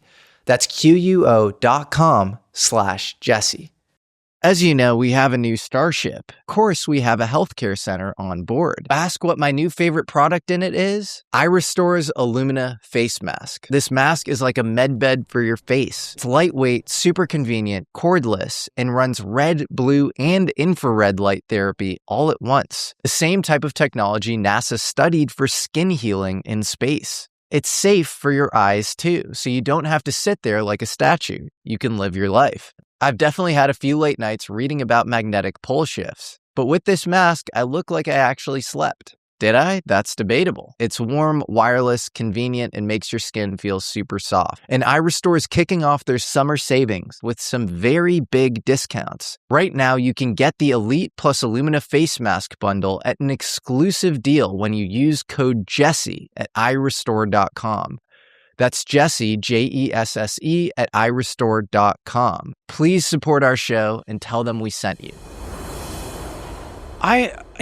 You've got some people that I think will dramatize it and say, my life is in danger. And I think to try to get an appeal, I don't live my life that way. I don't live my life in a way in which I'm looking over my shoulder. I feel like if it's my time and God's ready to take me home, then that's his timing. It's always in his timing. So I'm just going to do what I'm going to do until that happens and not worry about it. But I mean, I've had more death threats from unions whenever I was trying to pass right to work legislation than I have from people on this topic. Yeah, the topic's so out there. Sometimes it feels safer than politics, which is like the most heated sort of thing. It's like, I sometimes, I think Tucker Carlson's probably in more danger than me, doing what but at other times I'm like, I get a little spooked and I'm like, I don't know if, I should be talking about this. Or but when I talk to people like David Grush and Jake Barber and some of these other guys and the individual that I mentioned, and they all kind of seem to warn about the same thing. Particularly from the private sector, that there's certain private sector companies that they claim have some nefarious actors that will do kinetic activity. In other words, like a wetworks type arm. That's kind of disturbing to hear. Super disturbing. Mm-hmm. Speaking of which, both Grush and Jake Barber knew Matthew Sullivan, right, who was found dead 2 weeks before he was supposed to testify before Congress. The rumors are, and I just had Jeremy. And I don't know that he was going to testify in a hearing as much as come to speak to some members in a skiff or in maybe even in an office. That's right. Yeah. So privately, give his information, which is the precursor to coming before in a public hearing. Sure. Yeah. And I've heard that maybe he had some firsthand experience with craft. Yeah, that's what I was told too. Okay. That he was in the legacy program, had firsthand experience with craft. And that when I first met Grush, he was shaken by the Matthews death and really wanted, if anything, he was trying to get my help in trying to get that exposed. And he had submitted that to the office, I think is the Office of Inspector General. They said that it's warranted and credible, that it should be investigated. And we took that information. We've composed a letter, sent it to the FBI through the Oversight Committee, only to later, we had been told that it had been sent. Later, we found out that it had never been received. What? No, it had not been received by the FBI. And that was during the Biden administration, so it may be that it was lost in transition or something. But we had to resubmit that letter. So is the FBI now investigating Matthew Sullivan's death? I don't know if they have I don't know the status of that investigation, but I believe that they are. I strongly believe that they are, because they've indicated that they won't talk about an active investigation, which is kind of the tell that they are actively investigating. I would hope they are. Did you ever interact with Matthew yourself? I did not. Okay. Yeah. Do you have a sense of kind of various configurations or geometries of crafts? People think of the proverbial flying saucer. Do you think it's just that? Do you think you mentioned a few others, earlier, triangle? Lou's book describes it as though the reason why those shapes seem to make sense is that you've got some kind of antigravitic device. Like if you have a smaller thing that creates a bubble, a gravity bubble, then that would naturally fit an orb or a disc, right? And then if you have two, then it would look something like a tic tac. If you have two of them, right? Or a tube, and then if you have three, it's a triangle. That's in Lou's book, but I'd have no evidence that that's the case. Only from what I've heard from other people. Lou's obviously a very interesting character. You can't say he's not responsible for a lot of modern disclosure. He helped get that New York Times article published in 2017 through Leslie Kane, and he was, in charge of OSAP. Lately, this sort of thanks to people like UAP Gerb, people have been saying that he's actually, maybe more implicated in legacy UFO program activities. I think Ross Coulthart said that as well. And if you even watch him in front of Congress, in September of 24, he's saying, I can't confirm or deny being read into, Immaculate Constellation. Mr. Elizondo, were you read into the Immaculate Constellation program? I would not be authorized to confirm nor deny the existence of any ongoing or past program, especially as it relates to a special access program, either by name or trigraph. The implication being that maybe he was read in. I interviewed him, and, it often feels like he's sitting on a lot more information than he can say. He'll self-admit that. Yeah. I think he is. And I think, to your point, I think that he does not deny that. I think that Lou, I feel like Lou wants to tell you everything, but he also is a patriot, and he's going to abide by his non-disclosure agreement. Yeah. And so he will go through DOBSR, which is that process where it allows them to say things, whether they'll try to put things in form of a book form that see what can be released, and then they know what they can talk about after that process is over. They're constantly putting things through DOBSR to see what will shake loose that they can talk about. And so I feel like he is someone who is going to be loyal to his oath to the country, but he wants to get the truth out as much as he possibly can. Yeah, and our mutual friend UAP Gerb, who's a great UFO content creator, who's just extremely detailed on kind of mapping the legacy program. He kind of notes that intelligence support activity, and Gray Fox, which do recon in super sensitive situations in areas before JSOC does, but it's part of Joint Special Operations Command. That Lou was a part of that. And so, yeah, interesting connections there. And then you ask this sort of meta question, which is why in 2017 did the program say maybe it's time to out itself? Or like, was it these elements of the program that are like, this isn't being run well? And so like, we have to come out and we have to reform this, get a certain amount of information out there, or like what? Yeah, I think it was their attempt of trying to compartmentalize what they could release without giving away our good tech, right? The things that our technology. And so I think that they saw that there's enough, and that's, we have seen that ourselves. Like, I get people that are active military personnel that come to me as a member of Congress and have videos that they'll show me. They'll have information, which helps us identify what we should be asking, what we should be sending letters about. And I think that they acknowledge that there is, if they don't start managing the release of information, what can be released and what shouldn't be, that the dam was going to break. That's just my best guess. Yeah, so they're trying to get in front of what they know is going to leak ultimately anyways, and sort of manage how it comes out and ensure it's not this sort of catastrophic thing. That's my best guess. Yeah. Yeah, no, I think it's a good guess. Along the lines of, we were just talking about Matthew Sullivan, you have this sort of missing scientists narrative generally. Earlier we were talking about Amy Eskridge and Ning Lee. Neil McCaslin is a general who is extremely high up. I believe he was on the Special Access Program Oversight Committee, which Lou was as well. And so he was cleared to, more things than the president probably, and was, head of the AFRL at Wright-Patterson, the Air Force Research Laboratory. And he was the source for a lot of Tom DeLonge's kind of, disclosures in his, quote unquote fiction books, Secret Machines. He went super mysteriously missing. Yeah. What do you think about that case? To me, that's whether we've got to close that loop. I mean, this is a person who's walking around with some of our nation's most important secrets. I think it's important that we identify what happened to him. Yes. Whether there's a body in the desert, they need to go find a body, find the body, or find out if he decided to go to Cabo and just disappear. I don't know, but at the end of the day, we need to find out what happened to this individual. I know he was on my list of people to talk to.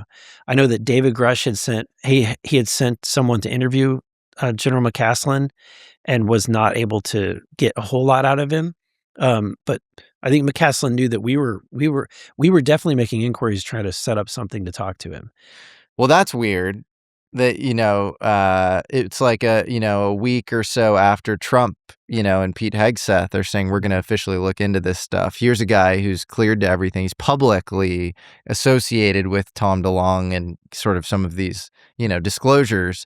And then you're looking into meeting him, and then he just disappears entirely. Yeah. That's a strange fact pattern. And then he leaves his phone, right? And leaves everything. He leaves everything, but he takes a gun. Well, they don't know that he took a gun. Okay, but one gun was missing. Maybe missing. It's not confirmed. Okay. I mean, when you really read through the reports, but there's also no ring camera footage, no footage of him having. It felt a little premeditated. Yeah. Well, the fact that the latest information is he went to REI and purchased a medical kit, like a travel, like a backpack, what you would take on a long hike, like some kind of medical. Oh, wow. So if you're going to go kill yourself in the desert, why would you take a medical kit? No, you wouldn't. Yeah. Yeah, no, I think he knew what he was getting himself into. And then, I feel awkward bringing this up, but his wife, made this call, and apparently he was not doing well. Towards this, I think he was feeling a little anxious and not in the greatest health. And so she says that to 911, and this call is now, out there.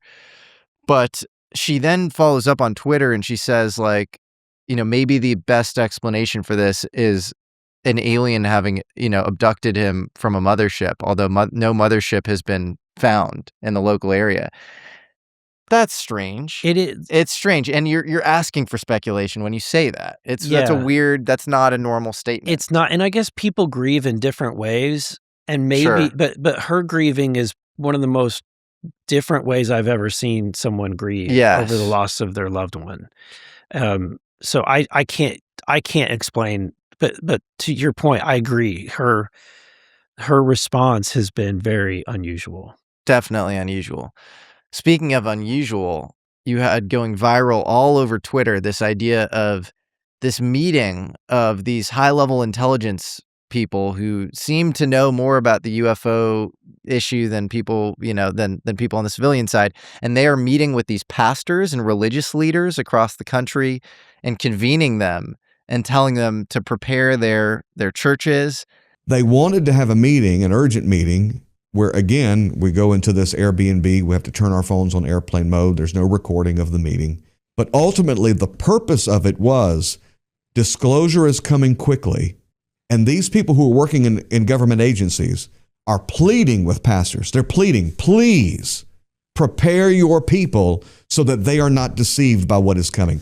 And you were somehow thrown into this whole conversation. Do you want to talk about this? That's an interesting side part of this whole journey. It seems like every time you have this conversation about UFOs and UAPs, it always kind of brings up the question of spirituality, or are these angels? Are these people? Some people say they're all demons, that kind of thing. But it inevitably always comes up. I don't know how to explain this, but there's a group of people, and I don't even really know who they really work for, but they are very clandestine. They are former special forces, former military intelligence, and are working for somebody in the private who has given them the ability to investigate this as a side task. That's my best guess, because you'll never get out of them who they really work for. They seem to be good actors, because whenever I talked with them, they kind of bumped me, is the best way to describe it, in Washington, D.C. at a different meeting. The person that bumped me later on that night pulled me aside and said, "Hey, my name is not really XYZ, and I want to, but I really am looking out for you, and I can tell you that some of these people that we've been talking to, you probably shouldn't be fully trusting. And I wanted to see if you want to sit down and talk." And he related with me a shared faith, that we both are Christians. We both love Jesus. And he was, I could tell that he was absolutely genuine in that. He wasn't making that part up. Sure. So at the end of the day, I'll talk to most anybody. And I was open to talking with him and meeting with other people. It turned out that it was a fairly organized, well-funded operation of guys that are all, of Christian faith, who have a lot of concerns about some of the activity that's going on. And they wanted to kind of maintain a contact, maintain a connection. I would say this group has been extremely helpful to me. Extremely helpful. How so? They brought people, whether they're whistleblowers, to me. They brought tips. They brought, lots of really good information. So I don't feel like they have. My personal interaction with this group is that they're actually they're on my side. They want to be extremely helpful, and they're very transparent. Other than that, they won't talk about their funding. What do they do day to day? Are they working with UFO stuff, or? I don't. It sounds to me like they've got a contract to investigate a broader topic, and that UAPs are part of that. What's the broader topic? Could be, incursions on the United States, like drone incursions, things like that. So I'm that's just my makeup. I don't know exactly. Just from having conversations with them. They also seem to be investigating human trafficking quite a bit. So in any event, in the course of our conversations, that came up that, one of these individuals is actually a chaplain, if you will. And he, I said, you should, this topic really, the church needs to be prepared for this. And we need to have a conversation because a lot of people are going off on very wild tangents. And my view is that this this absolutely actually does not reject the biblical worldview. If anything, the more that I look into it, the more it really strengthens my faith. It more really strengthens, it takes the story of the Bible. If you take this into context, right? If it is true, it can take the story, the narrative, the biblical narrative, and put it on an epic scale, like a universal scale, right? Like this is a galactic story of the creator of the entire universe, creating all of these, planets, all these, and it does make sense that there'd be much more out there. There's a reason why there's all this space. There's got to be other things out there. And that if, but of all the places, chooses this location and this people and this species to want to commune with, that this God says, I want to create my image is going to be this being, this human is going to be basically my representation to this whole universe. So to me, it takes that story and puts it on a grander scale and explains potentially why if there's other beings. Timothy Alberino, I think, has probably done some of the best thought work on this, and so I would highly recommend people pick up his book Birthright, because it seems to me it's a very logical way for a Christian to approach this.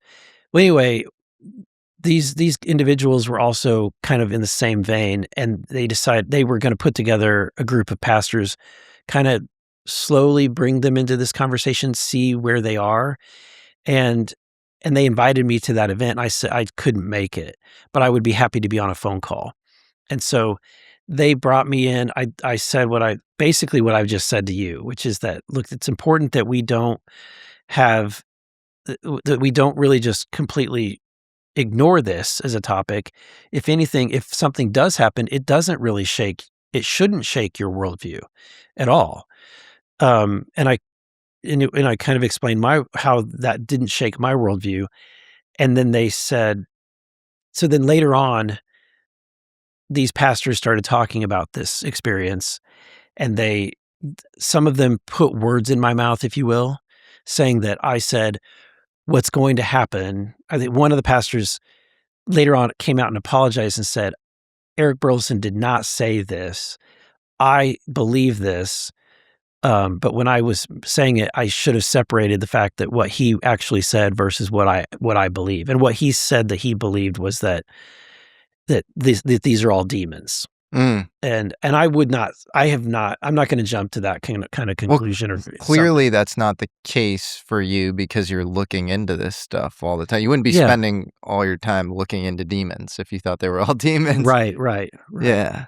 Have you heard of this group called the Collins Elite by any chance? I have. Yeah. That's an interesting part of this whole, narrative. Yeah, because, like people like Lou Elizondo and a lot of the crowd behind, To the Stars Academy, and like a lot of the people around Modern Disclosure describe the Collins Elite as this sort of very embedded in the government faction of deeply fundamentalist Christians who don't want to study this stuff scientifically at all because they view it as demonic, and they'll literally cite Bible passages around Lucifer being kind of the ruler of the skies.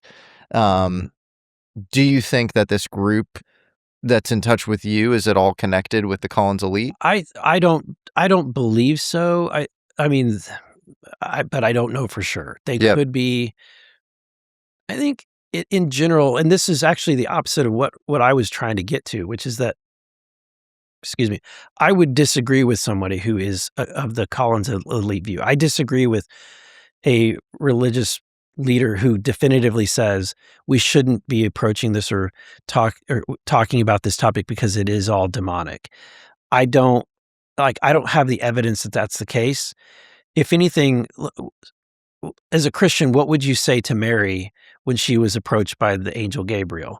Don't talk to anything that isn't from this earth because it's all demonic. Right. Right. And so that's like the first thought that I have is that when you read the Bible, most of the times in which an angel or something that's not of earth comes forward. I mean, this is all assuming that that's what you believe. If we assume that what we're experiencing are beings that are described spiritually as either angels or demons or et cetera, part of that kind of category, then go back historically. Most of the time that people are getting a message or having a conversation, it's not from a fallen angel. It's from a messenger from God. Like the word angel literally means messenger from God. It doesn't categorically say that this is what this being is. It does describe different beings like cherubim, seraphim, right? The watchers, which are kind of interesting. And they're all kind of utilized by God to be a messenger or an angel. But I mean, that's a long tangent, but that's to say, when I apply my biblical worldview to this topic, if that were the case, I wouldn't necessarily jump to the conclusion that they're all demons. Yeah. Which is why I don't really have a lot of high view of the Collins elite perspective. Yeah. I agree with you. I think to say that, none of the spiritual overlays that we've, had for years, like, a lot of, Judaism, Christianity, Islam, like none of those apply as somehow to what we're looking at now. I think is dogmatic and crazy. Like of course, like they might, a lot of these things. I like the concept of Lindy. If something has survived for thousands of years, it probably has value, and so it probably has value as far as describing, the nature of things, some archetypal value. And so to say that the Bible has no archetypal value, I think is sort of nuts. And then I find myself sort of in between that, and then the other side is like, sometimes I'll hear people like Sean Ryan or Tucker Carlson, they'll be like, it's spiritual. And they'll be like, it's just, it's demons or something. And it's like, well, what is an angel? What is a demon? Like, can we not inquire into what those things actually are? That's sort of a low-level descriptor that ends any conversation. Right. And you can't have one without the other, even in the biblical context. So some might be really good, So that's right. Yeah. That's why again I go back to what I think Timothy Alberino's work is he's really kind of analytically, logically approached this to say, for example, like if you were visited by people from another country, go back in the time in which the Europeans were colonizing the Americas. Some of them, not all of them, were bad people. Some of them were good. Some of them certainly were bad. But like I just think that you shouldn't categorize it all for sure one thing unless you absolutely definitively know. I agree, and I've seen a remarkably low amount of evidence for the space alien thing. Like you can go back to certain abductions, obviously Betty and Barney Hill saying they're from a binary star system mapped out, looked like Zeta Reticuli, things like that. They're you can find a decent amount of things like that. Right. But there is just as much. If I wanted to steelman the argument for future human time travelers, and I wanted to steelman the angels and demons argument, you could just as easily steelman those things as you could space aliens. So it's all of them feel somewhat arbitrary. And I almost feel like the more worthwhile philosophical endeavor would be, how would you reconcile all of those things? Because maybe we're talking in these sort of limited frameworks and it's false dichotomies. Right. Like That's maybe right. maybe angels can fly to different planets and maybe they can travel through time. Maybe they're from different planets. Maybe they're from different planets. Right. Like maybe they are extra dimensional. Maybe they're from different planets, or maybe there's also other creations at different planets in addition to categorically angels that are spiritual. I mean, who knows? Yeah. I find the modern conversation around all of this stuff frustrating because it feels like on the one hand, it's like it's space aliens. And then on the other hand, with Aero, it's like it's nothing. And I think in reality, the people who say it's nothing know that it's actually, in certain cases, they're bad faith actors that know that it's much deeper than the nothing. So, but they know it's actually deeper than space aliens too. Right. So they actually know that there's Right. something around the consciousness stuff, the fact That's that this right. is all kind of an interface. There's something Right. deeper going on in reality. So they can, in good faith, people like Sean Kirkpatrick say, I have no evidence for extraterrestrials because that's such an oversimplification. That's right. Well, and if there's no proof of where it came from, which planet it came from, then then you could definitively, you could say, well, I have no evidence of extraterrestrial. Yeah. Right. Yeah. So I think that, Exactly. I right now, anybody that says they have all the answers clearly doesn't. Yeah. Yeah. Anybody who speaks with really high confidence says they're all good or they're all bad or I know where they're from. I love the information, the books that people send me.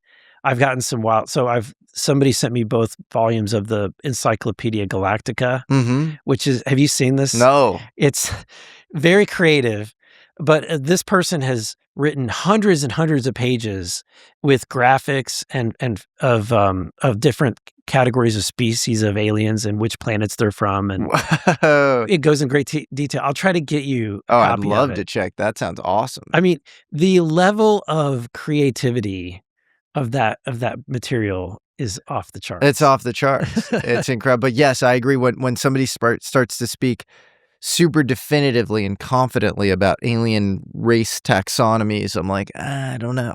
Where are you getting this? Right. You know? Show me the receipts. Show me the receipts. Yeah. But I'm down to read that book. That sounds awesome.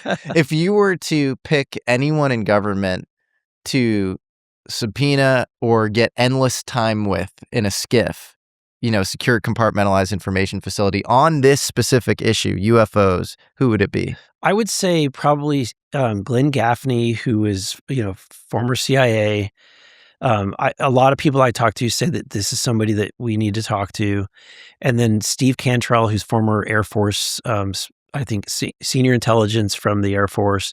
A lot of people talk to. And then the other name that kept coming up, sadly, was General McCaslin. Right. And then there's another individual that has since passed away. And so those are the people that I would like to talk to. Can you say who the individual who passed away was? I'm blanking on the name right now. Okay. But I can get that to you. Okay. It's fascinating. It's such a weird, as I'm sure you're running into, like, org chart. Like, it's like often not the person who's the most superior in the particular organization that you're looking for. It's like the deputy that knows more than the superior. Right. And there are these like weird cutouts. And I've never seen anything that cuts across so many government agencies: Air Force, Navy, CIA, Office of Naval Intelligence. It seems like all of these groups have NSA, all of these groups have something to do with this issue, but it's often these like vital subcompartments. It's not like from the top. Yeah. It's so weird. It's almost as if like the aliens are like running the programs themselves or something. Because I don't understand it. Look, you know this better than anybody. The government's not well organized, and stuff leaks, and like especially things that are that broadly distributed. So that feels like a really interesting feature of this whole thing. Just the organizational. That's why I think that it's probably organized from the FFRDC level somewhere, because then they can create the program and the reason for the funding, and then report up only what they have to report up to get the funding necessary. So they create the special access program. They create a little vital subcompartment, and then they only have to report up a certain amount of stuff. And they're these subject matter experts. So that's interesting. So they're the like vital core of this whole thing, right? Federally funded. And honestly, from my experience in government, the higher you go, the more broad things are, and the less people know, or they act like they know, or nobody really asks the right questions. Especially members of Congress. Most of the time, they'll just take, you'll pass bills that are appropriating billions and billions of dollars to programs with just very generic explanations as to what they do. Right. And often it sounds wonderful. I mean, look at what happened with USAID. You had billions being spent, and it all sounded like rosy, very, very nice things. And then when you looked into it, it was when you looked into the CIA details, regime change or yes, some, diversity initiative somewhere, or there's just sometimes a nonprofit that was just taking the money and using it on nonsense. Paying for transgender comic books in certain countries. Just crazy. Right. Like what? Yeah, what is that? So yeah, okay, that's interesting. The broader you go up in the civilian government, the less of a handle they probably have on these things. Yeah, I mean, they certainly would have the authority if they wanted to drill down and get and to pull that information out of them. But oftentimes they're not going to even know what questions to ask. And that's my experience. I truly feel like what we're experiencing right now with the White House, Stephen Miller is now leading up this investigation. The low-hanging fruit was to say, we know that there's a bunch of these video files that are sitting at the Department of War in like SIPR and all these other, because we know all these people are leaking them. So let's just release all of them. And so the first tranche, that's what you saw, is a bunch of videos from drones, from MQ-9 Predator drones, where they've cited something that seems really strange. But then where do you go from there? Right. It's actually going to be a lot more sticky and difficult, and you'll have to really roll up your sleeve, and you have to know where to go to ask the right and what questions to ask. Right. And so to the point in which I was kind of frustrated with the White House that they were doing this release and weren't working with the Secrets Task Force, weren't working through Luna and myself and Burchett. And then they called and said, hey, can you say some positive things about the president's release tomorrow? I said, I don't even know what you're releasing. You guys haven't said anything to us. You haven't included us. And the response was, well, we're absolutely going to be including you next because we really don't know exactly where to go next. Right. And when you hear that, when you hear people at the top saying, we need your help knowing where to go look, that to me, that's really what we're experiencing. It's a little disconcerting because it's government buy-in for the people. Yeah. And it's like they don't even have a handle on this stuff, which seems like really important, like the program. The strategy they have, I think, is a good one.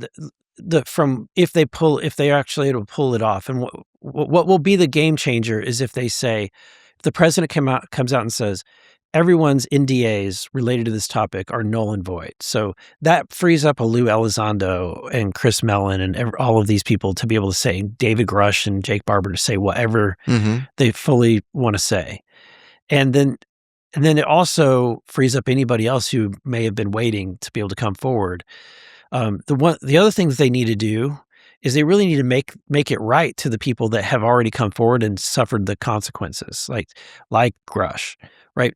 The people that lost their pensions, they lost their health benefits, they lost their clearance level. It'd be great if Grush was in a position of power because this guy did all the work. He compiled hundreds of pages of documents. He gave it to the intelligence community inspector general. They said it was urgent and credible. Like, I can't think of anybody better who just has access. But I think that's why he creates all the, there are all these kind of allergic reactions to him. Right. Because he knows a lot. And I think people know he knows a lot. They do. And that's why I begged oversight committee to hire him. I begged anybody in the agencies that are investigating this. I'd love to see hire him, which is why I hired him. Yeah. Because at least it's a great hire. It's a good deal for you. I think I'd love to see ODNI or the White House or, it'd be epic if you had his knowledge combined with their ability to knock down doors. I mean, you're knocking down doors right now, but you must feel on some level, you're like, why isn't he, why isn't the president? And, No, because the truth is, David can give me the information and I can go bang on the door, but I can't knock it down. Sure. Right. But if he's working with President Trump, he could go blast the door open. Right. What do you think President Trump knows about UFOs? I do believe he's been briefed. I don't know for sure. This is what I've heard, that he's been briefed. There's a funny anecdotal story that comes with that I don't know if it's fiction or not, but it was that Trump was, during that briefing, he was told that there are hybrids and told the narrative that there's hybrids that potentially live amongst us, and that Trump's response was, "You mean like Adam Schiff?" No way. Which I could totally believe that he would say something like that. But yeah, wasn't he briefed on like Nordics or something, like right. Nordic aliens? Yeah, something like that. And so, I mean, Do I we don't know know for who sure. briefed him, or- I was told that this, again, this is not definitive. This is what I've heard. Interesting. So who knows? He may, but it's clear he's not been briefed to the level of David, like what, or if he has been, he also may not just trust the people briefing him. Sure. Yeah. It's such a weird topic. A good story that encapsulates the weirdness of this topic is in the 90s. Clinton really wanted to be read in. He was really interested in this whole thing. And that's why, Podesta later gets really involved. And so he's trying to figure out what's going on with UFOs, what's happening. And this guy, Ron Pandolfi, who's at the CIA, he is helping him, and he gets this civilian researcher, Bruce Maccabee, to brief Clinton. And it's like, wait, that's the best you can get for briefing our president on this topic? And maybe if it's like a brief on this weird metaphysical thing that's weakly entangled with reality, that's one thing. But there's a whole gradation of possibilities here up until literally flying objects that deliver payloads. And if you're not being briefed on that and you're the president, it's like you're not being briefed on the next hypersonics thing that the U.S. has capabilities wise. That's insane. And Right. so this topic it breaks your brain when you hear stories like that. You're like, what? Right. It makes you feel like there's some secret society breakaway civilization, like some of these UFO researchers, like Richard Dolan, uses that kind of as a conceptual, maybe it's this. He's not high conviction in it, but it kind of gets you into that territory. So where I'm at right now is that I think that it's either one of two things. It's one is that we're at a place where our military really doesn't, and even all the way up and down the system, nobody really even knows what these glowing orbs are. And that while we have this false belief that the government has this ability, that we have these craft, that we have this understanding, we have this false belief in that. We have way too much confidence in our federal government, and which is, always a safe bet. Always a safe bet. So there's that. And but that there is something mystical out there that we don't know. And certainly, obviously, there's things that we all don't know, right? And that being one of them. The other worldview could be that there is a layer that knows what's really going on, but it's this middle layer. Yeah. And that the information is only going to matriculate up if it's demanded, or even on it, and then downward, it's compartmentalized. Overly compartmentalized. And the question is, how do you get to that layer of the onion? And you get into really weird territory philosophically too, because you can say, oh, it starts with the federally funded research and development centers. But then we were talking about this, before we started rolling. It's like if there is a feature around the UFO thing, it's the chasing your tail dynamic of anyone looking into it. And I'm talking anyone, even some of the people in the movie Age of Disclosure, are described as outsider civilian investigators, when people who watch UFO shows think that they're at the center of the thing. No one's at the center of the thing. And then you get into the, this guy I mentioned, Tim Taylor at Aerospace Corporation.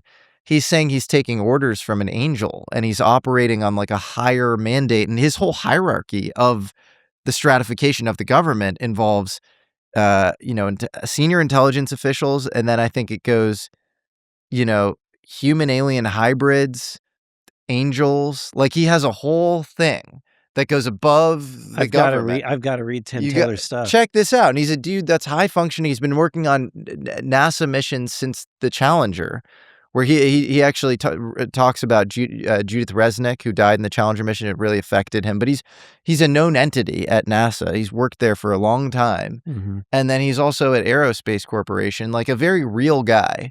And then also, clearly had dealings at the highest levels of government. He claimed to meet with the president, actually, in certain cases, and is showing up in these experiencers' lives, too. He showed up in the life of Chris Bledsoe. He showed up with Charles Hall, who said that he lived with aliens at Area 51. He knows Whitley Strieber. So it's he's almost like he's operating on some higher mandate. Like who's ordering him to go, talk to these experiencers? Yeah. That's wild.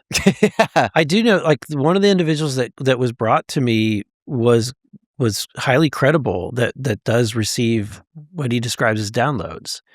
And this is not a weirdo. This is not a guy living in a van down by the river. This is a very respected individual in our nation. Yeah. Not famous, but just a very respected business leader and thought leader. I know who this person is. Yeah, no I'm way. not going to out him, but Okay. Yeah, but he has some very interesting experiences where he sort of channels prophecies. Yeah, and it's always hard to say because it's some of these things, often feel filtered through the person, and sometimes they can be almost seductively adjacent to true things, but they also feel like, how would you know that sort of thing? Really on the nose in certain cases. Yeah. So. And he reaches out to me actually because I'll often cover something with my show and he'll be like, I channeled the exact thing or whatever. I'm like, whoa, that's kind of trippy. So he's been a very, I think he's a fantastic person to know. Yeah. And I don't doubt him. I don't doubt that he believes that he's I don't doubt his receiving this. experiences. No. And I'll keep it high level, but yeah, he has a very impressive business track record as well. Just has done some remarkable things. Yeah, you don't operate at the level that he's operating if there's something off. No, exactly. Well, that's what I mean. I think a lot of people have this misconception that the higher you go in society, the less trippy you get. Like it's not functional to be out there and into metaphysics or eschatology or any of these things. And I think it's the opposite. I think often the higher you go, the more like, ooh, there's something interesting going on. Maybe. Yeah, because you stop thinking about, how am I going to pay for my boat, or how am I going to, your Maslow's hierarchy of needs moves you to a point where you start thinking of the higher 100%. Have you ever spent time around Trump? I have. Yes. Because I want to hear what that was like, because Tucker Carlson was recently interviewed by the New York Times, and it was one of these clearly kind of smug gotcha. Like New York Times was trying to make him look like a fool or whatever, and he was like, I think he described it as like a supernatural experience being around Trump, and Trump is like, he's a phenomena of a person. He grew up at this. You couldn't write this up. His preacher growing up was Norman Vincent Peale, who wrote The Power of Positive Thinking. And if you think about his whole thing, it's like this, kind of we're going to be bigger and we're going to be better. It's just this and it's sort of manifest, and it ends up happening, and he's able to he keeps going.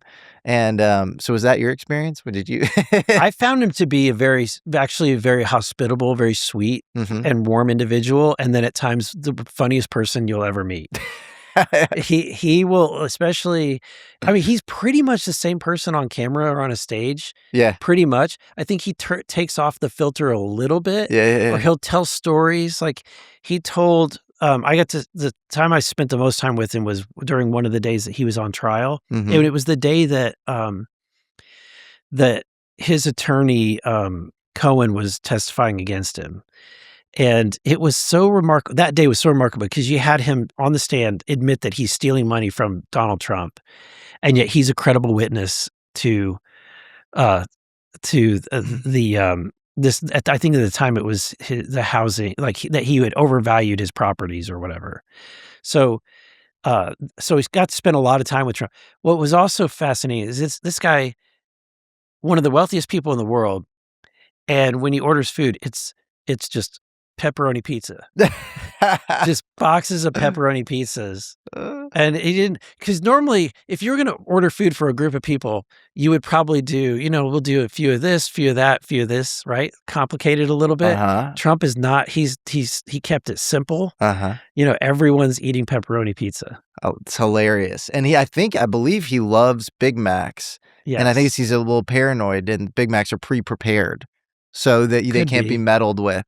But he's clearly running on some sort of junk energy that like it really, his father, Fred Trump, he believed that the human heart was like a battery. So the more you worked out, the more you lowered the energy in the battery. Interesting. So it's like Trump's like eating Big Macs and pepperoni pizza, and he's chilling at Mar-a-Lago and working all night long. He's sleeping 4 hours a night, and he's what, in his early 80s now? He's right. And he's still going. He's a remarkable, whatever your politics are. It's like that guy is physical specimen. He's a physical specimen. Yeah. He should be studied. Well, he is the UFO. The other thing I found comical is we were in honestly, the courtroom we were in reminded me of the TV show Night Court, like that kind of New York, like everything's old, a little bit dingy, not exactly nice new furniture. And Trump commented several times about how much he loved the chairs in the side room that we were in. And these were not even nice chairs. He's like, I love these chairs. It's so comfortable. He was just commenting about something like that. That struck me. Right. Yeah. Well, somebody like that has got to be operating at such a high level, but you also need that in-person charisma. And so you remember the little details too, in a way that probably just wins the favor of like everyone. And I'm sure there are tons of people who criticize him so much from afar. Yeah. And then they get pulled in by that handshake and he starts talking and like, they go goo goo gaga, I'm sure that happens all the time. Yeah. He does. No one has more charisma. Yeah. Yeah. Where do you think we go on UFOs? Like, it feels like, look, for as much as we've been talking about kind of the quixotic, sometimes Sisyphean aspects of this whole topic, which feel, like very frustrating. Yeah. We've made a lot of progress, and I think you're a big part of that progress. So I guess I'd love to hear, maybe some behind the scenes stories of like what has led us to today, which we're at a historic juncture where we're getting releases from the Department of War. And then what do you see as like a go forward outlook? I think we would not have been here had it not been for this like magic moment where we had, I'll begin with the bravery of people like David Grush and Lou Elizondo coming forward. Admiral Gallaudet, Dylan Borland, the list goes on, right? You've had some really brave people that have sacrificed their careers to come forward.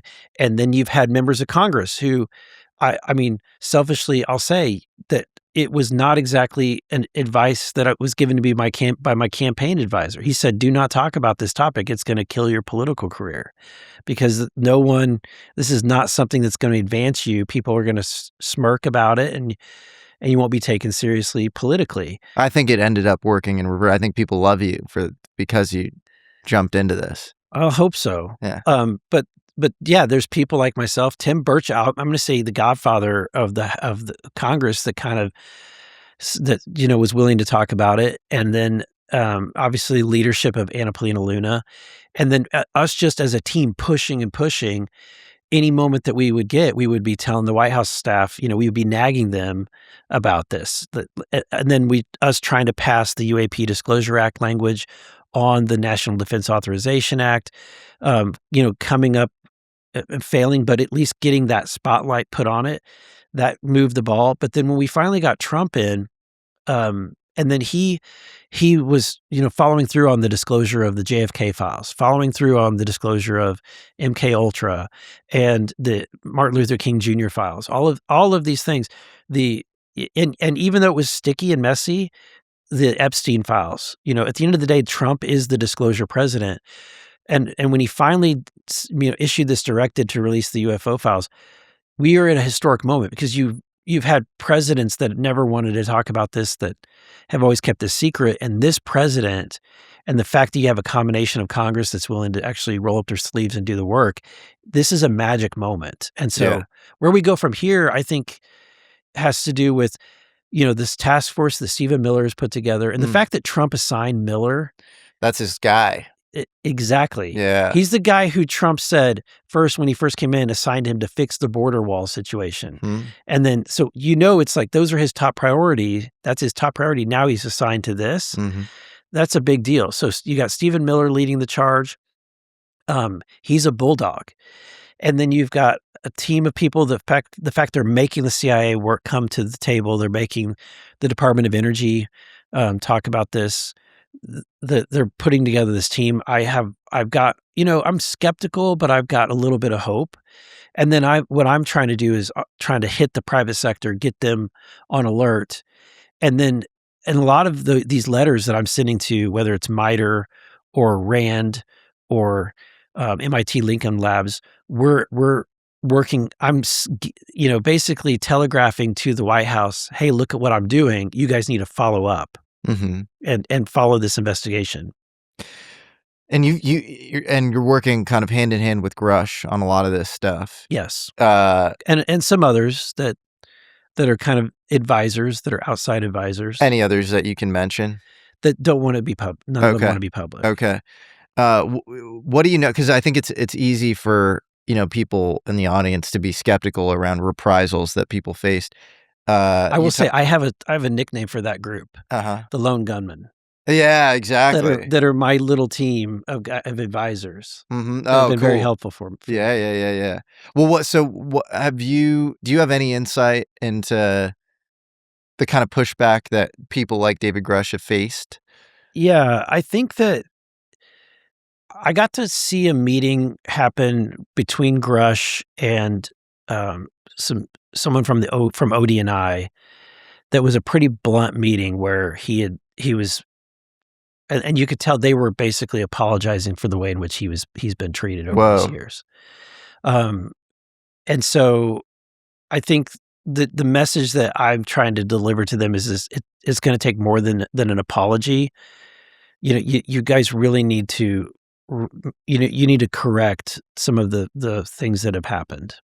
Do you think we have saucers and hangars? Do you think we have real physical craft sitting in hangars? Do you think we have alien bodies in facilities? I don't have any evidence, but I hope we do. I would love it if we do. That's what I'm trying to find. But I don't have any evidence of it. But if you had to guess, if you had to, to the audience, I'm making you engage in speculation. If it's like a yes or no. Probability wise, I would say maybe, a 10% chance that we do. 10%. Okay. Yeah.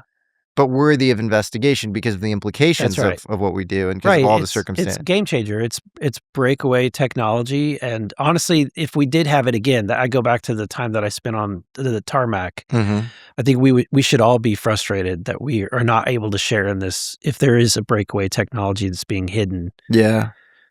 Yeah. Well, Congressman Eric Burlison, this has been an honor. It's been a lot of fun. It's really refreshing, actually, to hear somebody who's just like, this is what was told to me. I'm cataloging it, and I'm going to look for more evidence, and I'm just going to follow the trail, and I'm not going to be dramatic about it. I'm not going to act all histrionic, attention-seeking, call myself a starseed, say people are coming after me. There's enough of that. Trust me. Right. And that's not to say I don't indulge some of that myself with people I speak to, but I think what you have is missing. So I appreciate your just kind of hold candid approach to the whole topic. I think that's really needed. Well, and appreciate the deep dives that you do. I watch your podcasts. I sometimes have to chunk them because they're long, but I really love your work. You're an elite class, and the product that you produce is of the highest caliber, and I look forward to every episode. I don't know what to say. That means so much. I appreciate it. Awesome. All right. Cool.